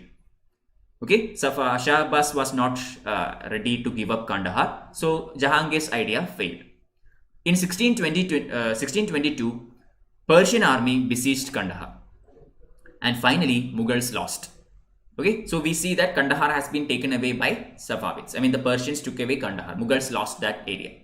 So in the future, we will see that more and more territory goes to other kingdoms, and eventually the entire kingdom of Mughals will confine within the boundaries of Delhi by the time of 1857. Okay, but during the time of Shah Jahan, we see some kind of counterattack where there is a very famous campaign known as the Balkh campaign done by Shah Jahan, where he tries to capture back certain areas. But although he succeeds initially, immediately he loses everything that he gained. Okay, so we see a gradual disintegration. The expansion, decreases, keep on decreasing. And although Aurangzeb tries to expand southwards, it also faces with a lot of difficulties. And in the end, the later Mughals gradually stopped the idea of expansion and tried to consolidate whatever they have with them. And eventually it starts disintegrating because autonomous states become powerful and powerful, and lot of Mughal provinces became independent kingdoms such as Hyderabad, West Calcutta, okay, about Bengal or whatever. Okay, the other one, the Safavids were the first rivals. Second one is the Ottomans. Okay, so it was very important to make sure that Mughals had a very good relationship with Ottomans. Why? Two reasons. Ottoman Empire had almost all the important religious places as far as Islam is concerned. And number two, it is very important to have a trading relationship because Ottoman Empire was extremely flourishing economy. So Mughals wanted to establish that smooth trade between Ottoman. Okay, so to ensure free movement for merchants and pilgrims, this connection, this diplomacy was very much important. Hijaz is the part of Ottoman Arabia where the important pilgrim centers of Mecca and Medina are located. So that is why it is important for Muslims, because both Mecca and Medina, which are the most sacred places for Islam, is in the Hijaz area, which is under the control of Ottoman Empire. So Mughal Emperor usually combined religion and commerce by exporting valuable merchandise to Aden and Mocha, both Red Sea ports, and distributing the proceeds in the sales to charity to keep the shrines and religious men there. So this was the idea that was implemented in the Mughal times. Rather than having a distinct religious policy and isolated economy and isolated religious policy, they often combined this together. Okay, so all religious expeditions were sent with some kind of trade also, and whatever they make out of this trade will be provided as a fund for charity. Okay, so this fund, the profit of this trade can be taken for religious activities. Clear? So that was how relationship between Ottoman Kingdom and Mughal Empire was kept at that time. Okay, then comes Jesuits. Jesuits came to Mughal Code during the time of British and other European powers. Okay, so we learn a lot about the Mughal kings from the writings of these Jesuits. These Jesuit missionaries, along with the travelers and merchants and diplomats, provides us a wide variety of authentic sources which will give us a lot of light into the Mughal era. So first European to arrive in India was Portuguese. You all know this already. So Portuguese immediately, using their superior naval power, they made many trading stations in the coastal cities, and they started propagation of Christianity. Christianity is something that is very much popular in Europe. So once they came here, they started spreading this religion. Akbar was actually very curious about this. He was very much impressed. He wanted to know more about Christianity. So for that purpose, he dispatched an embassy to Goa to invite some Jesuit priests to the Mughal court. And upon Emperor Akbar's request, upon his invite, a couple of Jesuits, Christian Jesuits, actually went into the Akbar's court. Okay, and they actually tried to impress Mughal Emperor Akbar, and they even tried to convert Akbar. Although they failed in doing that, still Akbar was very much influenced by some of the ideals of the Christian religion. Okay, that these Jesuits were allowed to accompany the emperor wherever he went. Similarly, these Jesuits were allowed to tutor his own children. Okay, and Akbar often liked to spend his leisure time with these Jesuits. So that was the influence these people had on the Mughal emperor. Questioning the formal religion. This is the last slide for the day. Okay, questioning the formal religion. So despite being impressed by Christianity, or despite being impressed by other religions, Akbar was not ready to accept any religion in its orthodox form. Whatever be it, okay, Islam or say Hinduism or Christianity or whatever it is, Akbar was not ready to take it at the orthodox form. He wanted liberal interpretation of all these religions. Okay, so Akbar's quest for religious knowledge actually led him to establish something known as Ibadat Khana. You can see a picture of Ibadat Khana here. Ibadat Khana is actually a building constructed by Akbar within the Fatehpur Sikri, his capital. And here, this is basically a debate house. Okay, so learned men from all these different religions were requested to come there and engage in constructive discussions about religion. Problem was, although Akbar expected beautiful outcomes from this, comparing different religions and taking what is good, etc., etc., what happened was actually the reverse. Whoever went into Ibadat Khana, they started to criticize the other religion and champion their own religion. So instead of being a very constructive discussion, this went up into a mutual blame game. Fine. So Akbar eventually stopped the practice of conducting these debates in Ibadat Khana.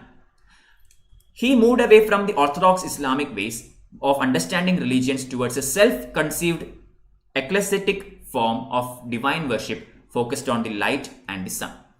As I already mentioned, Akbar was not impressed with the traditional or the ultra-conservative form of any religion, even Islam.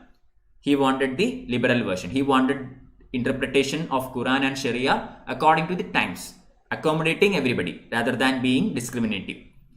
Okay, so that was his policy throughout his reign. Almost all the Mughal emperors actually kept the same. even up to Bahadur Shah, up to 1857, almost every Mughal emperor followed the same policy, although some exceptions are there here and there. Fine. The name of the dynasty continued to enjoy the legitimacy in the subcontinent for over a century and a half, even after its geographical extent and political control diminished considerably. This is why Mughals left such a huge legacy, despite losing their kingdom. I mean, during the time of Akbar, Mughals ruled over a major portion, all the way from Afghanistan towards northeastern India, and then from Kashmir all the way to South India. I mean, except for some very down South Indian states, the entire part of Indian subcontinent, major chunk of Indian subcontinent was under the control of Mughals. But by the time of 1857, the Mughal territory was basically Delhi. That is it, nothing else. Okay, but even then, they left a legacy, and they were given that title of Emperor of India. Even during, I started by saying this, right? In 1857 revolt, the revolutionaries, both Hindus and Muslims, chose Bahadur Shah Zafar II as the Emperor of India. Okay, not Emperor of Muslims or Emperor of Hindus. They chose him as Emperor of India. Why?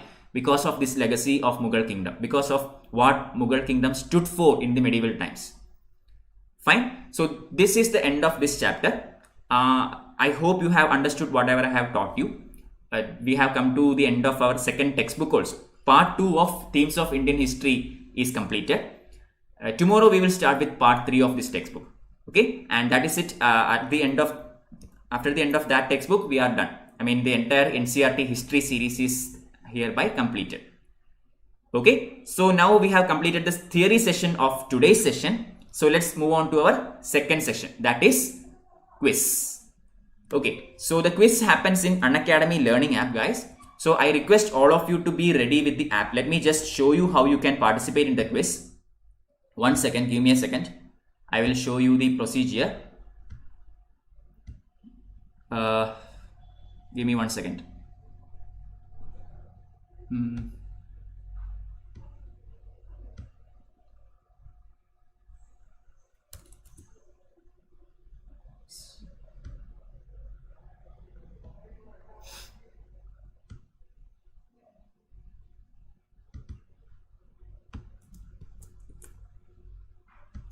Okay, so this is the procedure actually. First thing you have to do is download Unacademy learning app. Okay, in the Unacademy learning app, kindly click the, let me bring up an arrow here.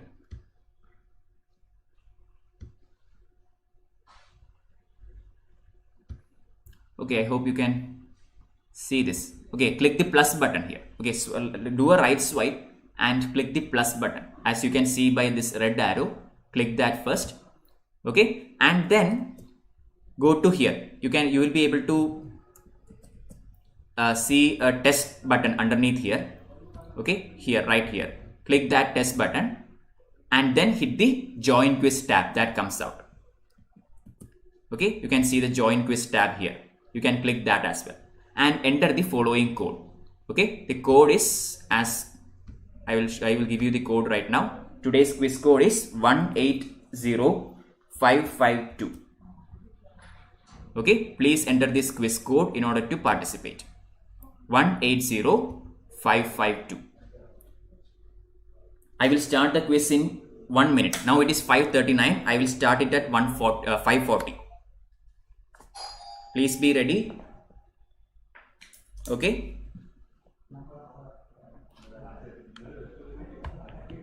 No, Sakshi Jain, this is for everybody. Okay. I mean, some of the quizzes are for plus learners only, but everything that I conduct via YouTube, everyone can participate.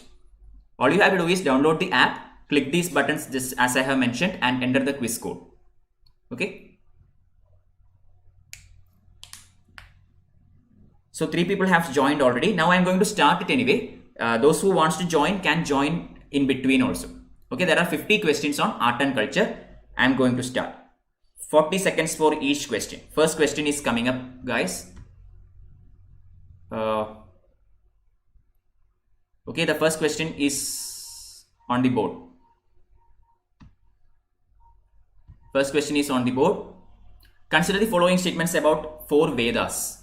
Vedas are also called Shruti literature distinguishing them from other religious texts which are called Smriti. 2. Samaveda can be considered as the reduced version of Rigveda. 3. Yajurveda lays down sacred incantations which were chanted by a particular sect of priests called Advaryu. Which of the above statements is or are correct?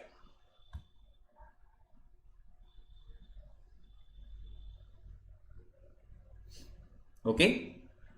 Yes, time is up. 50% of you got that. Very good. Is the stream still up? I cannot.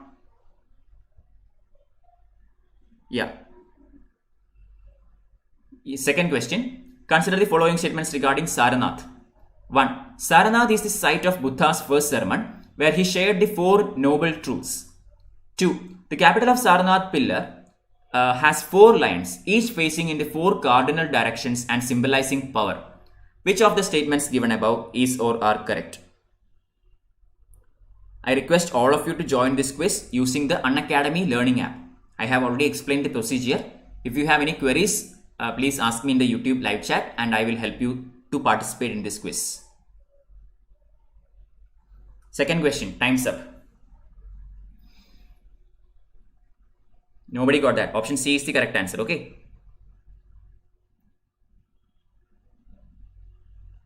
Sakshi, what happened? Not able to join?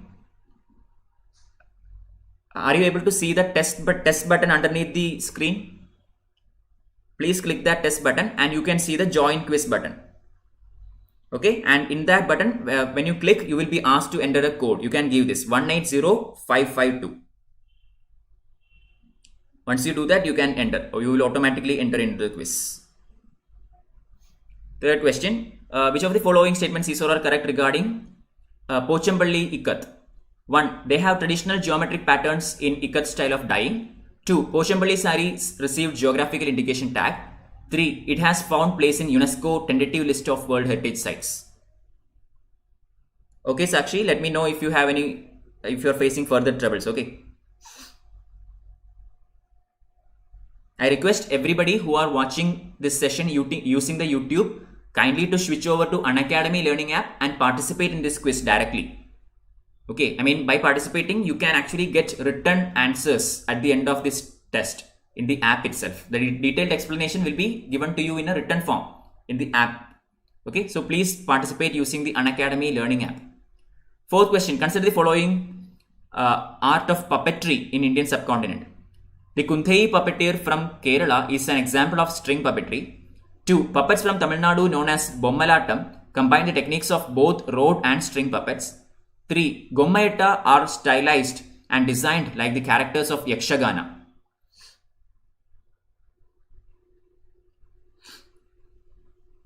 Yeah, B is the correct answer.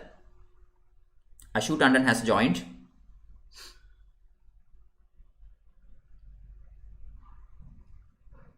If you are facing any trouble, please let me know where you are facing the trouble and I will help you. Okay. Fifth question. With respect to Ajivika sect of ancient India, consider the following statements. 1. Ajivika school is known for its Niyati doctrine of absolute determinism.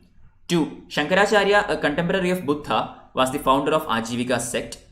3. Lomas Rishi caves in Barabar hills of Madhya Pradesh belong to Ajivika sect. Choose the correct answer.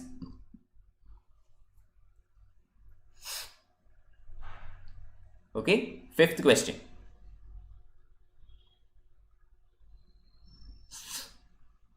Yep, time's up. Nobody got that? Answer is A.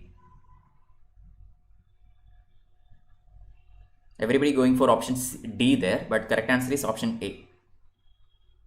Only 3 people has joined the quiz so far. Others, if you are facing any more troubles, let me know. Question 6. Consider the following statements regarding Mathura School of Art. Number 1. The Mathura School of Art developed on the lines of Greek traditions. 2. It produced images belonging to only Buddhism and Jainism. 3. Mathura images were generally made up of red sandstone from the nearby Sikri quarries. Choose the correct answer. Hello Supriya, welcome. Join quiz option is not coming. Is the test tab coming? Okay, I mean, once you open the app, just give a right swipe. Okay, then you can see this this first image. Let me enlarge it. 1 second. First, when you open the app, do a right swipe and this dialog box will come, and in that click the plus button. Okay, even if you are not a plus student, still click the plus button. Then the second tab, the test tab underneath the screen will be visible. Once you click this test button in the downside of the screen, then only this page will come, live quiz. The join quiz button will come and you can enter using the code 180552. Okay. Moving on. Question 7. The well-known painting Bani Tani belongs to dash. Bundi School, Jaipur School, Kangra School, Kishangarh School. Name of the quiz is simply Art and Culture. That's all. Art and Culture. That's all. Other participants, already 3 people have joined the quiz. Okay. Saubhagya, Ashu and Jiblu has joined. Question 8. With reference to cultural history of India, consider the following statements. Number 1. Most of the Tyagaraja Kritis are devotional songs in praise of Lord Krishna. 2. Tyagaraja created several new ragas. 3. Annamacharya and Tyagaraja are contemporaries. 4. Annamacharya Kirtanas are devotional songs in praise of Lord Venkateshwara. Select the correct answer.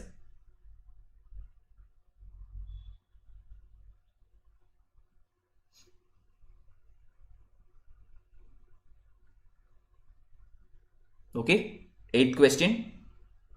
Dear learners who are watching using the YouTube, kindly join the quiz using Unacademy learning app. Okay. Yeah, now Seema has also joined. Okay, Sakshi is still facing issues. More people are joining. Okay, I mean, still it is very open. Question 9. Consider the following pairs: craft and heritage. Okay, so Pudukulli shawls, Tamil Nadu; Suchni embroidery, Maharashtra; Uppada Jamdani saris, Karnataka. Which of the pairs given above is or are correct? Pudukulli shawls, Tamil Nadu; Suchni embroidery, Maharashtra; Uppada Jamdani saris, Karnataka.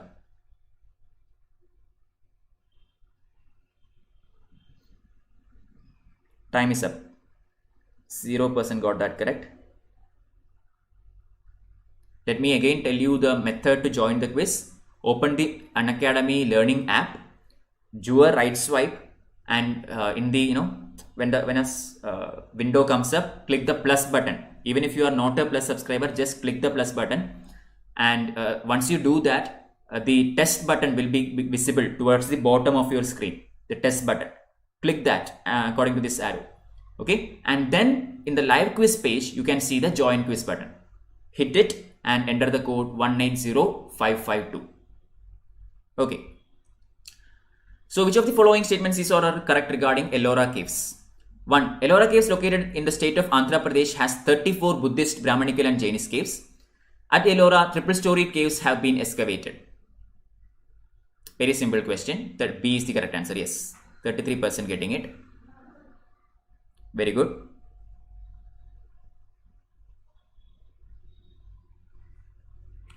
With reference to cultural history of India, the term Panchayatan refers to what? What is Panchayatan? Option A, assembly of village elders. Option B, a religious sect. Option C, a style of temple construction. And option D, an administrative functionary.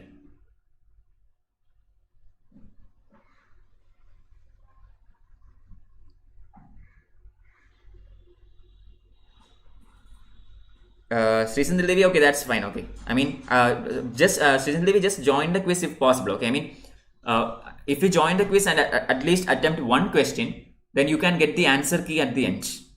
Okay, so for that purpose, just enter the quiz. Even if you do not actively participate, if you join, you will get the answer key. 12th question. With reference to famous Satriya dance, consider the following statements. 1. Satriya is a combination of music, dance and drama. 2. It is centuries old living tradition of Vaishnavites of Assam. 3. It is based on classical ragas and talas of devotional songs composed by Tulasidas, Kabir and Mirabai. Which of the statements given above is or are correct?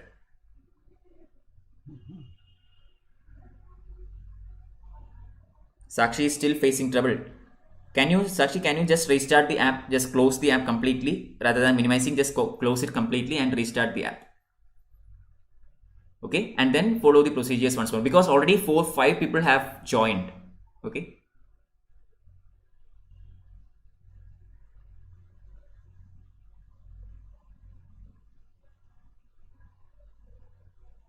Okay, still not coming. Still that join quiz button is not there. Oh, I don't know why that is happening. Usually it should not happen. Maybe you can try clearing the cache. Okay, go to the app management and just clear the cache of this particular app and then it might come back. Okay, anyway, 13th question. With reference to India's culture and tradition, what is Kalaripayattu? Option A, it is an ancient Bhakti cult of Shaivism still prevalent in some parts of South India. B, it is an ancient style of bronze and brass work in the Coromandel area. C, form of dance drama and a living tradition in northern part of Malabar. D, it is an ancient martial art living tradition on some parts of India. Correct answer is option D. It is a martial art form. Okay.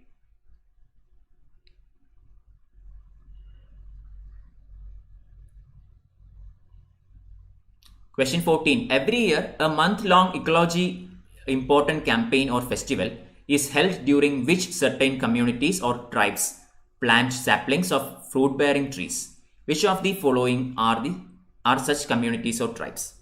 Option A, Bhutia and Lepcha. Option B, Gond and Karku. Option C, Irula and Toda. Option D, Saharia and Agaria.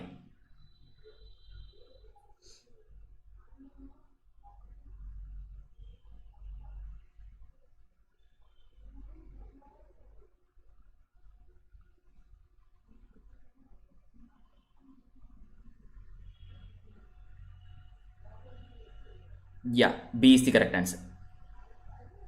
Okay, so recently we said she did not know anything, but right now she is at 3rd place. Very good. 15th question. Consider the following towns of India. 1. Bhadrachalam. 2. Chanderi. 3. Kanchipuram. 4. Karnal. Which of the above are famous for production of traditional saris? Okay, have you heard about any saris from any of these regions? That is the question. I mean, Kanchipuram is obvious. Other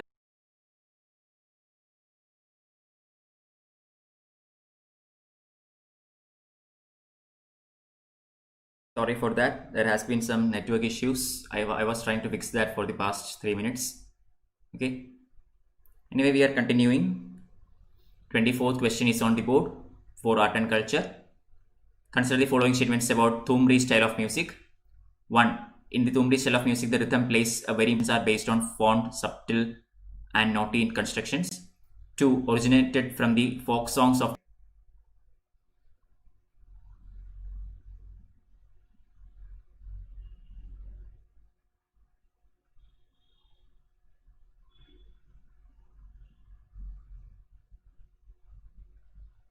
Sorry for that.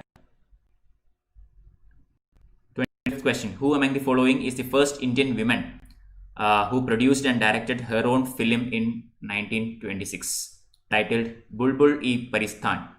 Option A, Durga Bali Kamat. Option B, Fatima Begum. Option C, Jaddan Bai. Option C, Nadia.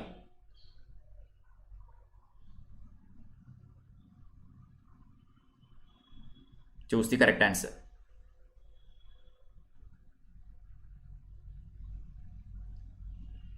25th question going on. Let me just check if the OBS is doing well. Okay, the rate is a bit slow, but I think it's still fine. So let's continue, okay? Question 26. Consider the following statements regarding UNESCO World Heritage Sites. 1. There are total 38 sites in India and it ranks 6th in the largest number of heritage sites in the world. 2. The theme of World Heritage Day 2020 was rural landscapes. 3. a World Heritage Site is classified as a natural or man-made area or a structure that is international importance and space that requires special protection? Choose the correct answer.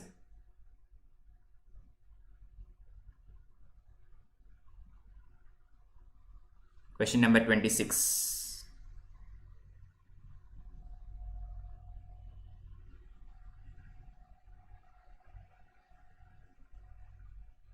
Time's up.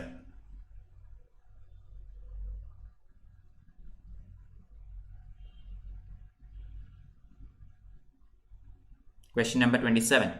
Malavika Agnimitra, the love story of Malavika and Agnimitra. 2. Mrichakatika. It is a political drama and narrates ascent of King Chandragupta Maurya to power in India. And 3. Mudra Rakshasa, love affair of young Brahmin Charudatta with a courtesan. Choose the correct answer.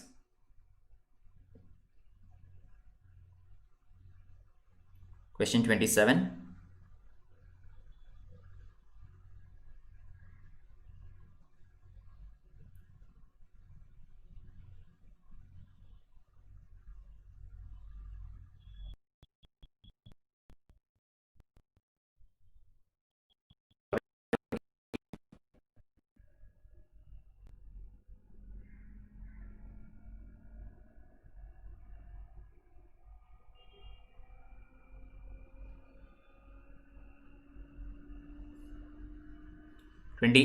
Which of the following statements about the Sittanavassal paintings is or are correct?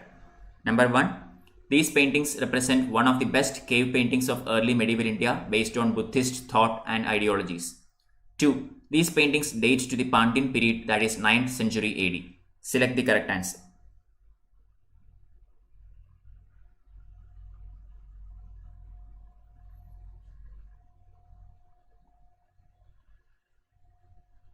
Easy, I think.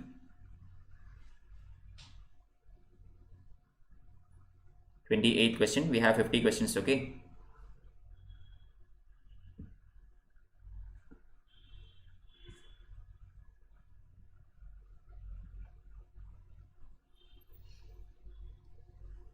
Consider the following statements about Kala Utsav. 1. It is an initiative of Ministry of Culture and Ministry of Human Resource Development in collaboration. 2. It aims to promote arts in education by nurturing and showcasing the artistic talent of school students at the secondary stage in the country. Choose the correct answer.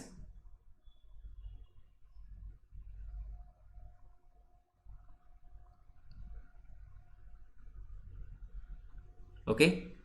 29th question going on.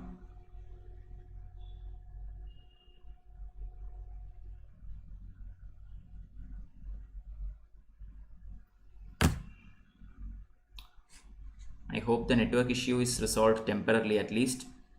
Yes. I can't get the chats on. Sorry for that. 30. Consider the following statements. Rasaratnagara is a medieval Indian book portraying the love story of the king Ratnakar with his courtesan. 2. Nagarjuna wrote Uttaratantra, which is a supplement to Shushruta Samhita and deals with the preparation of medical drugs or medicinal drugs.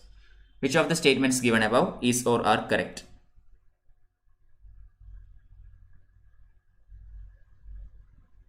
Rasaratnakara and Uttaratantra.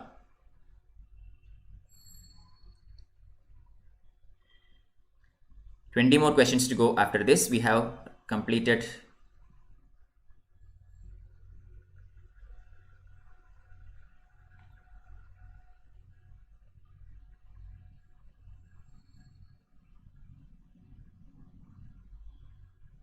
.31. The bronze image of seated Shiva in Arthaparyanka Asana with hand gesture called Achamana Mudra is Pallava period symbolizes what?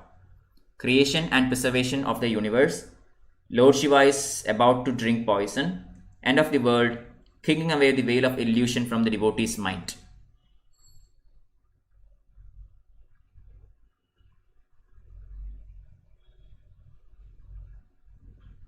That's a fairly easy question. Achamana Mudra and Shiva seated in Artha Paryankasana. Time is up.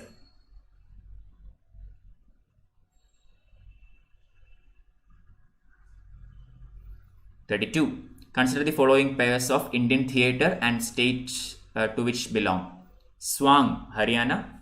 March, Madhya Pradesh. Bhavana, Odisha. Choose the correct answer.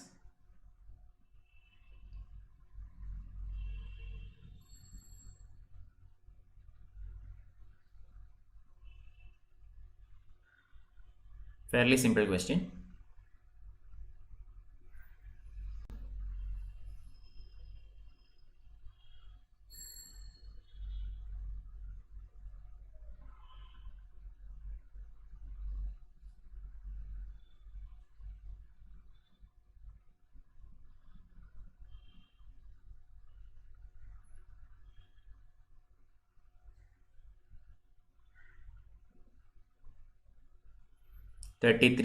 Consider the following statements with respect to Vittala temple at Hampi.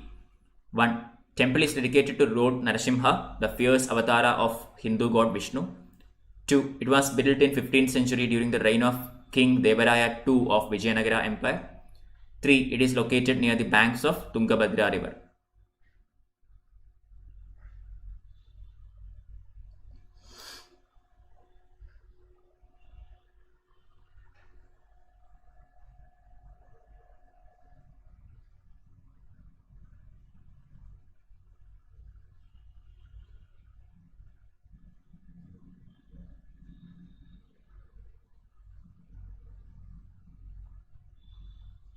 Time is up. Srisundar at the first place now. 34. Which of the following languages is or are recognized as classical languages in India? Tamil, Malayalam, Sanskrit, Hindi. Okay, which of the following are recognized as classical languages in India? Tamil, Malayalam, Sanskrit, Hindi.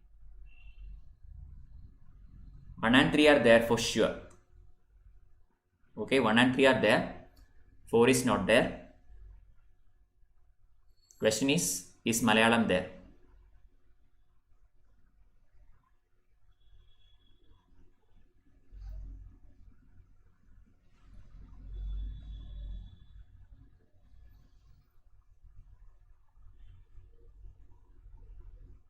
Thirty-fourth question. Correct answer is option C. Malayalam is indeed there. It's my native language. Okay, my mother tongue. It's also a classical language. Okay. 35. Consider the following statements regarding World Monuments Watch. 1. It is a biennial selection program of at-risk cultural heritage sites that combine great historical significance with contemporary social impact. 2. Suranga Bhavadi, situated in Bihar, had been added to the World Monuments Watch list. Select the correct answer.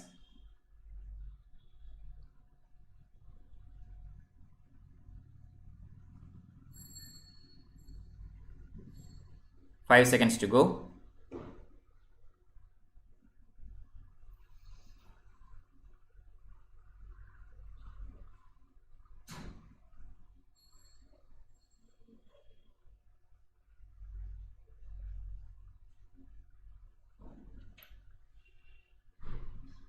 (36) Consider the following statements about Saura paintings. 1. They are made of the Saura tribe of Nagaland and are similar to Warli paintings. 2. Saura wall painting are called Italons or icons and are dedicated to Idital, the main deity of Sauras. Select the correct answer.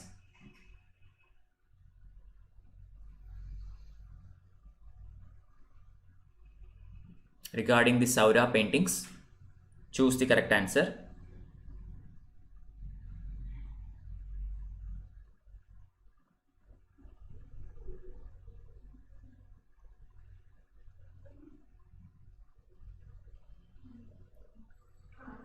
Yeah, time's up. Correct answer, option B.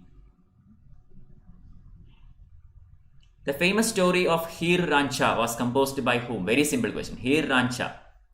Baba Farid, Bulle Shah, Amir Khusru, Waris Shah. I think everyone will get this right. Easiest question probably so far. Heer Rancha, the famous love story, is written by whom? Baba Farid, Bulle Shah, Amir Khusru, Waris Shah.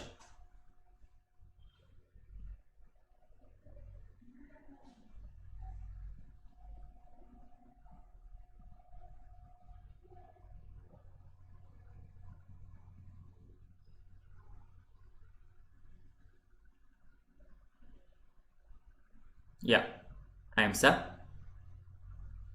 Option D, Waris Shah is the correct answer. Apparently not many got that right. Question 38. Which of the following monuments is or are constructed in the Fatehpur Sikri complex? Just in today's class I told you this, and these questions will come. Okay, so here is a question. Moti Masjid, Ibadat Khana, Tomb of Salim Chishti, Diwan-i-Am. Easy question, very easy question. If you have attended my today's session, you will get this right. Moti Masjid, Ibadat Khana, Tomb of Salim Chishti, Diwan-i-Am. 2, 3 and 4 are there. I already told you in today's class. Question is 1 there?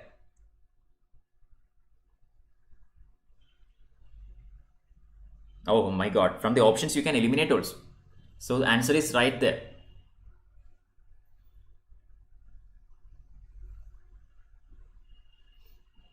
Time's up. Correct answer is option B. Okay. Yeah, many attended my class. So whoever attended it got it right. Question 39. Consider the following statements regarding book Indica. 1. It is an account of Mauryan Empire by the Greek writer Megasthenes. 2. According to Indica, there are rare instances of theft in the country. And 3. According to Indica, foreigners in India were ill-treated by the locals as well as by the rulers. Which of the statements given above is or are correct? Okay, everything is regarding Indica only. So not from other sources. So again, easy question. Yeah, in my day before yesterday's quiz, I had given you the answer to this question. Similar question. Okay. Yes, time is up. Correct answer is option A. Yes. Sri Sandal Devi closing the 1000 mark there. 40th question. In various ancient Indian texts, which type of land was called Aprahat? Okay, Aprahat. Uncultivated forest land, irrigated land, dense forest land, cultivated land. Choose the correct answer. Aprahat.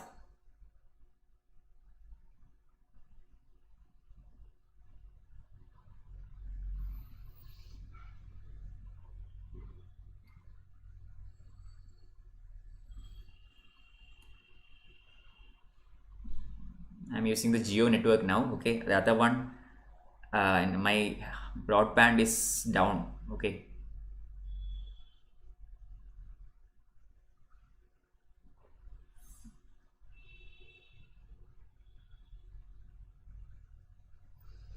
"41. Buddha image appeared with halo around the head and domed with flying Gandhara figures and lotus, designed in which of the following schools of art? Gandhara, Gupta, Mathura, Amaravati. Halo around the head and adorned with flying Gandharva images and lotus designs.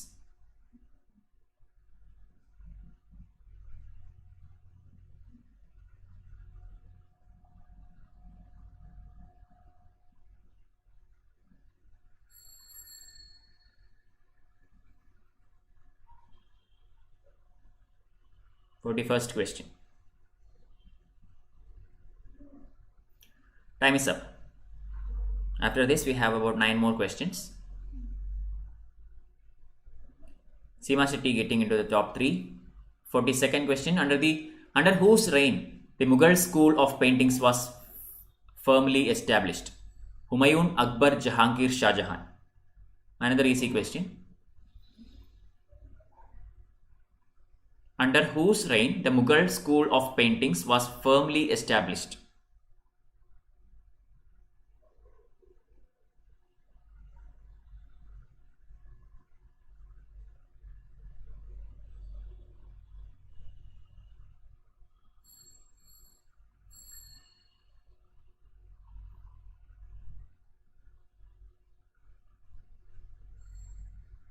Time's up. 42nd question done. We have 8 more questions now.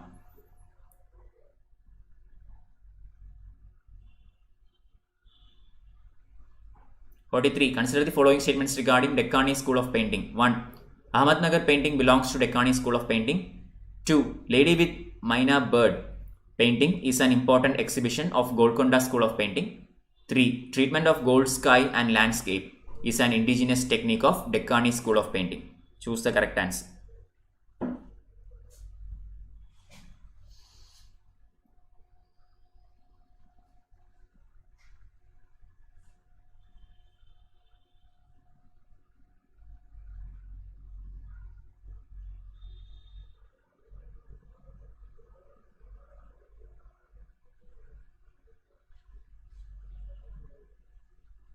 Forty-three questions done. 44th question is coming on the board now.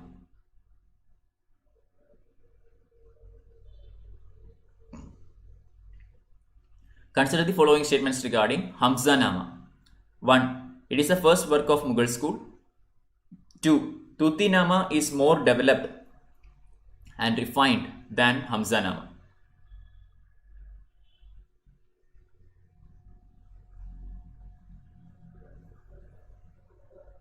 Regarding Hamzanama, choose the correct answer.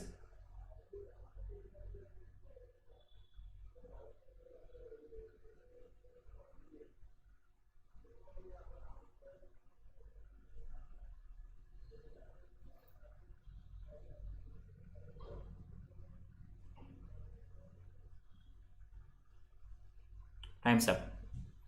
44th question. D is the correct answer, none of the above. 45. Consider the following statements regarding arts patronized by Rajput rulers. 1. While Mughal painting was primarily secular in style, Rajput was traditional and romantic.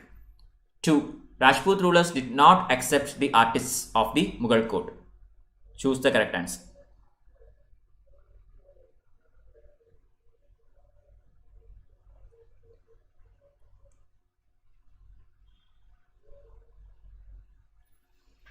Five more questions remaining, guys. I hope the network will stay. So, the quiz code, 1 second. Give me 1 second, okay? I will share it 1 minute.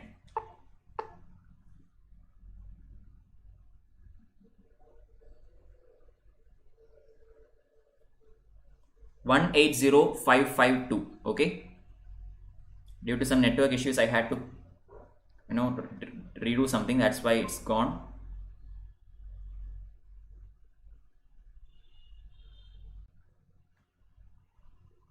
$180,552.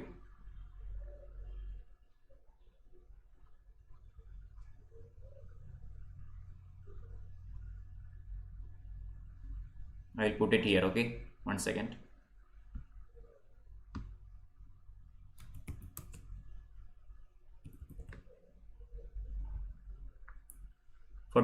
Consider the following statements regarding Kishanghat School of Indian Paintings. 1. It is an important school of Rajasthani paintings. Sorry, it's time up. Sorry for that. C is the correct answer. There were some network issues in between. That's why I lost that continuity completely. Okay, question 47.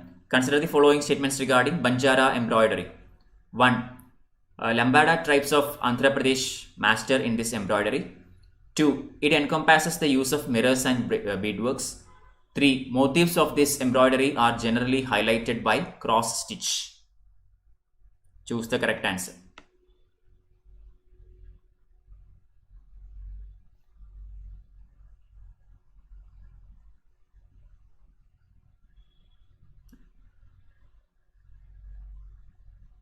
Seventh question done.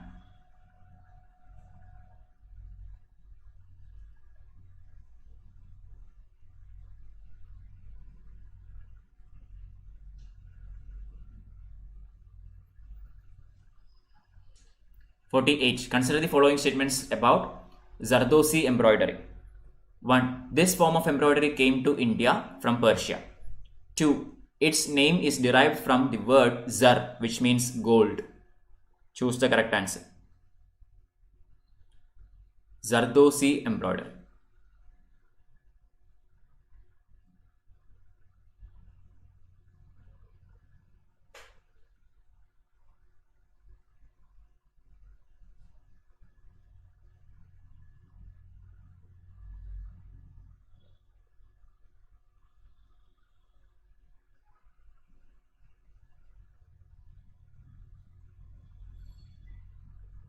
Time's up. We are going to the last but first question, 49.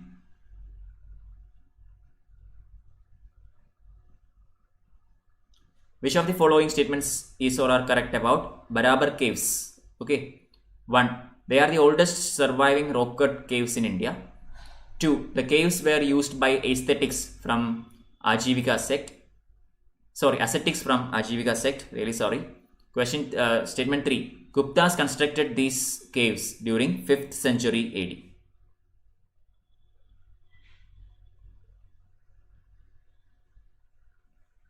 One more question to go after this, and we are done.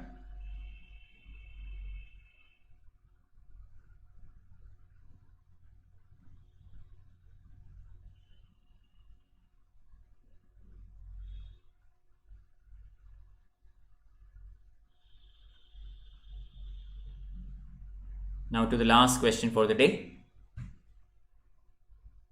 Following are some of famous books written by popular travelers in India. Rehla, Francois Bernier, Kitab-ul-Hind, Al-Biruni, Ain Ekbari, Abdul Razak, Matla Sadain, Sayyid Ali Rais. Select the correct matched pair.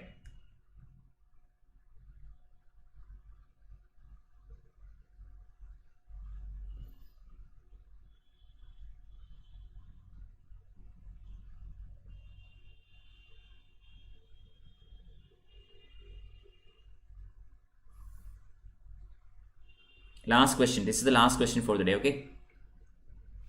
We have come to the end of this session, end of this quiz. Sorry for the network trouble in the second half of the session. Time is up. Correct answer is option D. Okay, 2 only. So that's it, guys. Today's winner is Srisindal Devi, who joined in between but still managed to get into the top area, points. So those who wants to see the solutions for all these questions, click the solutions tab adjacent to the leaderboard. You can see the questions all again once more, and you can, by clicking the arrow adjacent to it, you can read the answers also. Okay, so that's it, guys. Thank you for joining. Please use my code MSRW1 to get 10% discount on any Unacademy subscriptions. Also, Unacademy brings you a lot of free stuffs. Please go through, just go to Unacademy website, unacademy.com, and see for all your, you can watch many free videos, sessions, etc., by top educators from all over the country. So make sure to look into all that. Also subscribe to my Telegram channel t.me/msrw1, so that whenever I schedule a class, I will put the link and PDFs, class notes, etc., into this Telegram channel. Okay, so that's it, guys. Thank you for joining. See you again at 8 p.m.